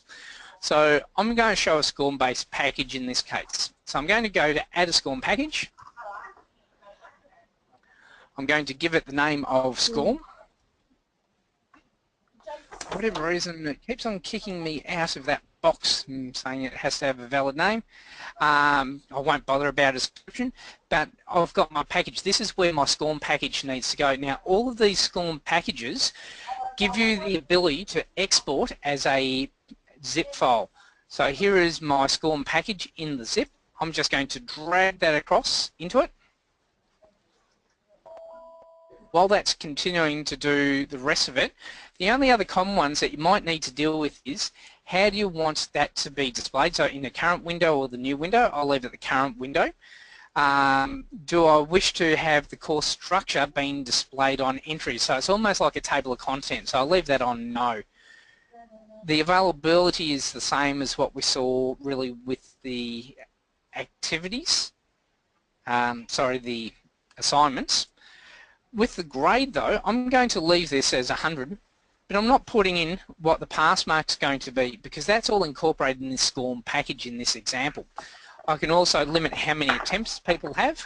So if they do have multiple attempts, what do I want it to say they actually got? Is it their high score, their first attempt, the average of all their attempts? So again, that's something you'll need to choose for yourself. I can also go and put in some activity completions. Now in this case, I do want to put it in to show the activity is complete when a condition is met, and in this case, the requirement is that the student must get a pass for it to be complete. They're the only things I want to put into this one. So I'm going to save and return. Right. Is anyone else in Melbourne at the moment? I think Scupple. I have extremely heavy rain where I am. Hopefully you can still hear me over it on the roof. So, yeah, okay. we've got black clouds. Yep. So luckily I do have a boat. It's only outside, so hopefully I won't need to take it off in that. Okay, so I'll jump back across to the students. I'm just going to refresh this page, and this, if you've never seen the SCORM package before, this will give you a rough idea of what they're like. So in this case, as a student, again, I can't come across and click to add a tick in that right-hand side. I'm trying to click on it, nothing's happening. So I'm going to go to that SCORM package, and I'm going to enter into it. Now this might just take a second or two to load up this one. Alright, because it looks like I'm having a few internet connection problems here. Whether it's got anything to do with the weather, I don't know. So let's just try this again.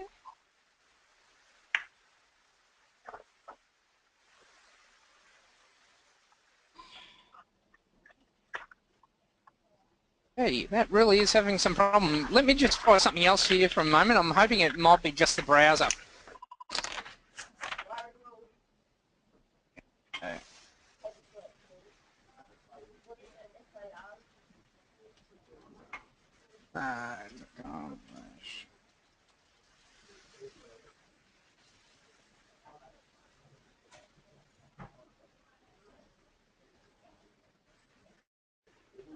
So I'm just going to log back in as Brendan. Oh, sorry, I'll just go back a step. Just saw something to point out. Remember how I said courses wasn't being shown before? Here is courses in here. So when I click on courses, here is my description area. And remember how I said don't change the word teacher to become the name of who the teacher is? That could be that lecturer, professor, etc. because I have set myself in as the teacher of that course. So I'm just going to go and log in now as Fred.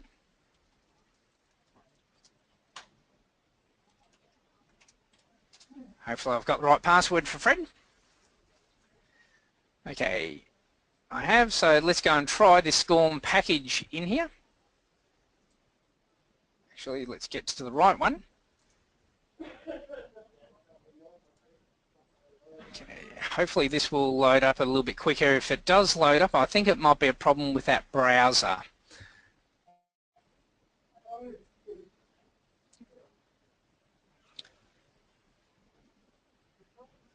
And just close that little window down. Okay, that's better. I can see this little loading emblem coming into place. Right. So with this one, it's just a 3-question quiz. So this is from one of these SCORM-based packages. So as you can see, it can be a little bit more enticing in the colours and the different effects. So I'll say true on this one. I got that one correct, so I can have in these the feedback coming across. This one here, I might say yes and submit, and got that one correct, and I've got these drag and drop ideas. So again, this is just what some of these other software packages that are SCORM compliant can do, and I'll submit that, and oh, I got that one a little bit wrong, but in the end I got a mark of 83.3 where 70 was the pass mark, so luckily I did actually get the pass. So I'll just go and end that now.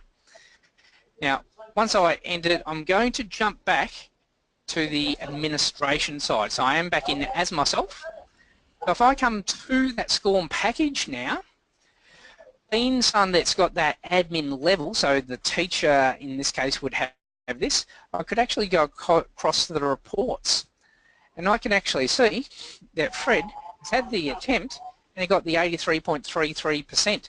That's what the SCORM does. It actually passes the information from one package across to the other. Now if I want to go and see even more, up across the top I've got a couple of tabs. I could go to the interaction report. So I could actually see that for the first question they chose the letter T, the true answer, because there's a true-false one. For the second one they chose the answer that had yes, because the joke was inappropriate, and for the last one it was the drag and drop ideas and where they were actually moved around to. And here it is showing that the tick, they actually did get a pass in that case. So there is actually a lot of reporting that can come on. There's even graphical reports that won't make any sense here because I've only had one person get us the 83, but if you had a series of people doing it, you generally expect to see that bell curve type shape come into place. So that's the power, I guess, of what SCORM packages can do. A lot of the SCORM packages can make it look a lot more interesting from the graphical sense. A lot of them can take a lot of work to go and create, but Moodle can keep track of what people have done in those SCORM packages. Okay, so any questions around the SCORM side? No. Okay, so again, you may not... Sorry, yeah. Does eCreators provide any sort of basic SCORM templates to its customers? Honestly, I don't really know on that one because everyone's so different. Now, if you do you know what package you're using to create the SCORM packages in? That's probably got to be the first question. Probably Adobe. Yep, the Captivate. Yep. Yep. I don't think so. Not in that one. You use Articulate, don't you? Yeah, that's certainly become the more common one. I'm not going to say that it's the be-all and end-all, the Articulate storyline. They've all got their pros and cons. One spot that I can recommend, I think it's called Learning Brothers, or e-learning brothers, something along those lines. If you do a search on the web for that, there is actually a lot of content out there. It's actually just two brothers that were involved in e-learning. They created a whole heap of different templates for different packages, and Adobe has actually gone and brought them out. So you'll actually find most of the content now is actually more around Captivate than anything else on their website. So you'd find there'd be a lot of good templates in there for Captivate for sure. Okay, thank you. Okay, great. Okay, so I've only got time really to show one last activity in here, and another common one in Moodle is a quiz. So let's have a look at adding a quiz in.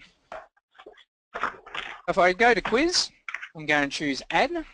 Now, this is very similar to a lot of the other ones. There's a bit of a framework, then you come across and put the things into it. So you create the framework for the course, you then add your activities and resources. You create the book, you give the book the name, then you add your pages into the book. So in this case, I am creating my quiz, so I'm just going to call it quiz, and setting in what I'd like it to be.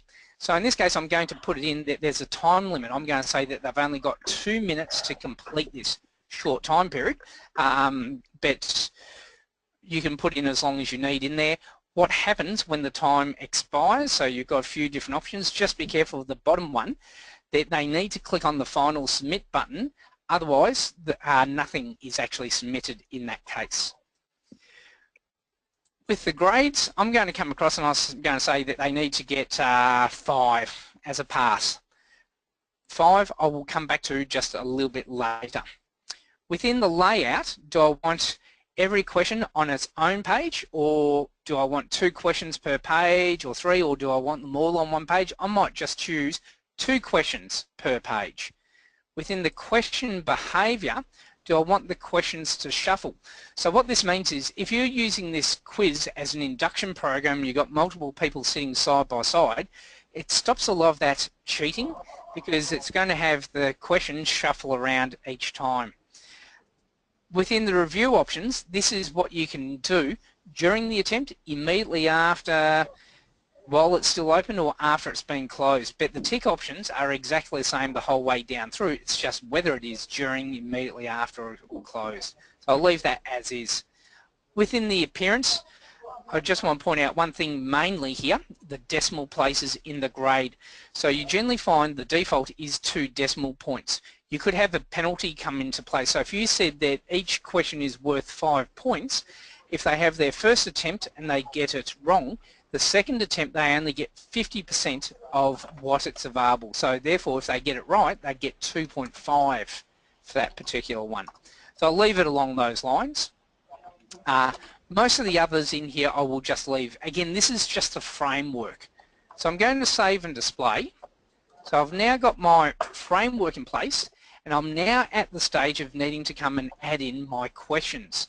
So if I choose to edit the quiz, they'll now give me the ability to come and add in questions. So on the right hand side here I've got add. Now you can actually have what's called a question bank. You can create a series of questions and then you can just go and choose which questions from that bank. Don't have that set up as yet. Random question is a random question from that bank. I'm going to choose to create a new question. Now I'm just going to stick to really 3 in here. I'll choose a true false one. Now there's a short name and a full name. Think of the short name as just a reference for yourself. So I'm going to call this one Sky. And the question is,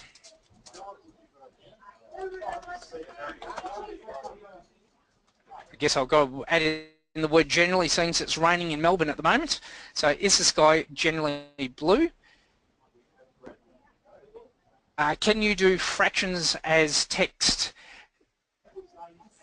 So could you just clarify that a little bit further, what you're meaning by that, please? So we have a quiz which we use as an assessment which has maths in it, and we have fractions. Now in our current Moodle, the only way we can display the fractions is as a JPEG. Okay, what you might, I honestly can't remember, that's probably the best answer I can give you at the moment, but I'm just expanding out this extra row because within here you've got this equation editor. I honestly can't remember what comes into this, but I know that you've got a lot of those different items that you can set into place. So it's a matter of just going through some of these different ones. And yeah, so you know, it's going to be something along these type lines where you need to just go back and it'd be A in this one, or 1. No, that's cool, yep. And 2, something along those lines. Yeah, that's so if I save that, it's probably the way it gets displayed. That's the only one that I'm thinking of off the top of my head. But yeah, I understand exactly where you're coming from on that one. I've had difficulties with that before. Yep. Okay, so I've just got a general question in this case. It's a true-false one. Now, there is general feedback. I'm just going to call this one just my initials, BF, general. It's mainly so that you can see where this comes up. Now, my question could be correct if I say true, or it could be correct when I say false based upon the question. So is the sky blue? Generally, true. So again, I'll just do BF true. And down the bottom here, BF false. But you can put in whatever you need. Now I know I was doing one of these for myself just the other day, that when someone got it wrong, what I had was the full description around the main answers out of the syntax in the manual that they're supposed to be using. If they got correct, well, they knew their stuff in that case. So I'm going to just save the changes there. What I want to do is create all these couple of questions and then do it as so on the student so that you can see this. So there's my first question. I'm going to add another one. And for this one, I'm going to choose a multi-choice.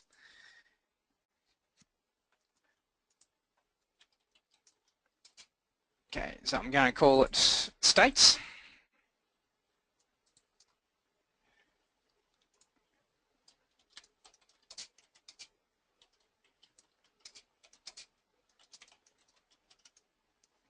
Actually, I should say towns.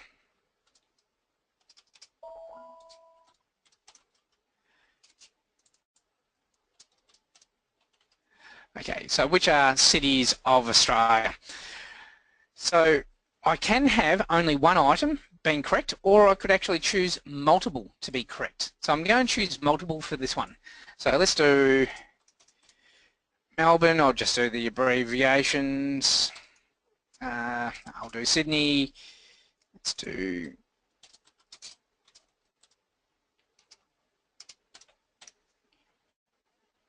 New York, Paris, etc.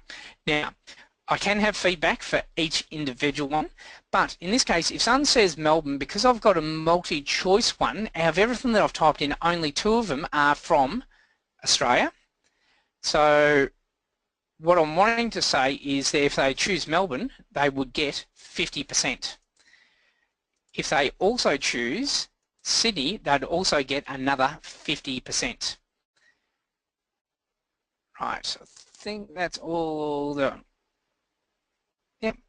I wanted to have in there. Now I can keep adding as many as I need, so I can keep choosing to add blocks of 3. If I leave any of them being blank, like the choice 5, then they just don't come across. So I'll choose to save and continue editing. I'm just going to do one last one, and then we'll do the quiz. Then we'll do the quiz as the student.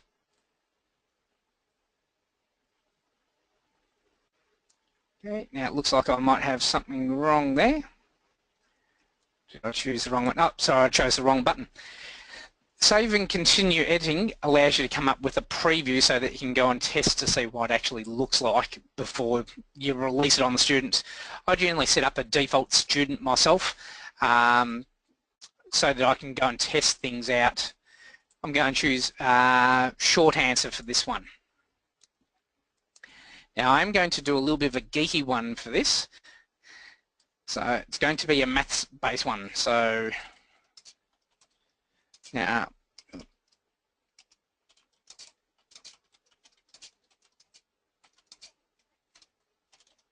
hopefully this doesn't send a cold shiver down anyone's spine. If anyone remembers bod maths from school, and you may not have been taught it, it's just a little acronym to try to remember the order that you've done thing in mathematics. So A stands for addition.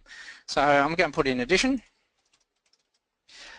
Now if someone types in addition, I want them to get 100%. I can also say whether what they type in is case sensitive or not. But someone else might say it doesn't stand for addition, it stands for add. Well, yes, it is still A, so I'm going to say 100%. If they chose to say it stood for plus, then I might say that they get 50% for that one. And maybe people are lazy, so I'll just add another 3 in. Just waiting for it to bring in the next row. So some might also come across and just put in the plus mark in there. So if they do that, being lazy, I might say I'll only give them 25%. So you can keep putting in as many answers as you like for that particular question in there. So let's do the save changes. Right, now I will leave it with just those 3, but I will go in just to show another couple of things about some questions. But hopefully you remember I said that the pass was 5. Well, at present, each one of these questions, I've left it with the default 1 point. So really, the maximum anyone can get is 3. But here it's saying that the maximum grade is 10. So I'm going to change some of these around. So I'm going to come in and say, well, this is actually worth 5 points in here. So 5. This one is definitely a little bit harder, so I'm going to say that that is worth 15 points. And this one down here, we're going to say that's worth 18 points. I'm just choosing numbers. Now, my maths ain't fantastic, so to add all those up, I'm not really exactly sure what it is. I don't have to worry, because here it is up the top here showing me what the total marks need to be. So if I'm leaving the maximum grade as 10, and I'm saying there's 38 points, we've got some little problem. So I can always come up the top here and change that to become 38 to match in. But again, 5 is the pass mark, so if they get one question right, they'd get it all right. So I might just change a couple of these to become a little bit lower. So let's do 3. Let's change this one to 4. And we'll change this one to 3. therefore 10, so I should say back up the top here, it is 10. So you can just match them up whichever way you actually like. Now I'm just going to show one last little thing in here. There is a whole range of mathematic type equations that can come into place as well. So you've got these calculated ones that can come in. Now generally calculated ones, and I will cancel out of this in just a sec, I just want to point one thing out in here. With your maths based ones, there is generally a tolerance that you'd be using.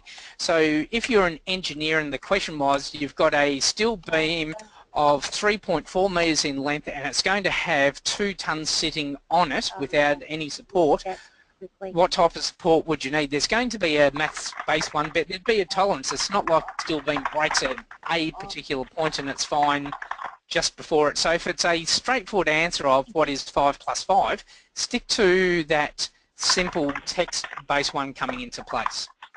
Okay, so I'm just going to jump back now to the student just to show this from their side, and I'm still in as myself there. Let's jump back to the student. Yep, Fred, let's just do a refresh. Okay. Thank you. Yeah, I do realise I've gone just a fraction over time there. So let's just do that quiz as our last part. So I'm going to attempt the quiz now. Tells me I've got a 2-minute time limit, so I'll start my attempt.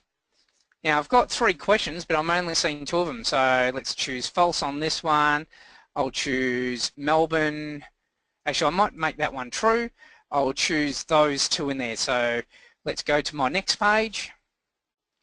And here's my last one. Let's put it in as being plus, and I will now finish my attempt. Now at this particular stage I could come back and review them if needed. I am happy. I've still got my little time limit, so I'll submit and finish. Submit and finish. It's now been submitted, and as a student I can now see how I've actually gone. So in this case I got this one true, so 3 out of 3. This one here I got 1 right, 1 wrong, so I only got 1.5 out of the 3. And with this one here, I put in the word plus as opposed to add, which is the most correct one. I had a 50% penalty, so therefore I only got 2 out of the possible 4 in there. But overall, I got a 65%. I got 6.5 out of 10. 5 was the pass, so I actually have passed in that case. So I can finish that review. If I jump back as the teacher, if I jump back into the quiz, then again I have a attempt area, and I can go in there and see all the students with what they've attempted. So if I scroll down further, here is Fred with his attempt. I can actually see those particular marks, which I can click onto to then get it to open up the entire quiz to see exactly what had gone on. And here is that true feedback plus the general feedback areas coming into place in there. So it is a bit of a whirlwind one through the quiz, but hopefully just those couples show you what does go on in there. There have been some newer based ones that have come into place in the last couple of updates. They're worthwhile having a look at, but they are hard ones to go and set up, I must admit. So probably the only other point I will point out here is if I come down the bottom here, documents for this page, because it's around the quiz area, so it will bring up a lot more information about the quizzes in through there, and I could even jump through to doing calculations on them, or I could even go back to previous examples around the quizzes, so quiz settings, be able to see how they're actually all set up in through there. So again, you've got a lot of items that you can go through in there to have a look at from the Moodle Docs type side. So unfortunately or fortunately, whichever way you want to look at it, we have actually run out of time in there. Now I am more than happy to hang around and answer any other additional questions in there. I do apologise for going a little bit over on that time period, but hopefully it's been beneficial in there. So before I wrap up at this stage, is there any other additional questions? I just wanted to check with the... No, I'm all good, thank you. Okay, great. Sorry, there's one check there. Yeah, it was Kelly. Sorry, just with the quiz, could I just clarify at the moment we don't put any like open-ended questions in our quizzes. Is that something we can do if we still want it to be self-marked? or is it best to keep it multiple choice? Look, that's a hard one to actually answer without knowing exactly what you want to do, but no, you could actually choose really whatever suits your particular needs in there. Look, I'm more than happy to go back and show you another couple of questions that might give you some other ideas in just a sec if you do have a couple of minutes spare for that. Cool. Yep. So I might just find out is there any other questions? No, that's been really good. Thank you very much. So, yeah, not a problem at all. So look, if you want to hang around to see another couple of little questions, feel free to do so. Otherwise, I'll thank you for your time, and more than free to go. It sounds like I'm a school teacher when I say that. But yeah, thank you for your time. Good luck with Moodle. If it is new, it's like any other piece of software. It just takes a little bit of time and practice to get used to it. So there's a lot of great documentation on the Moodle site, but you've also got support through e-creators as well.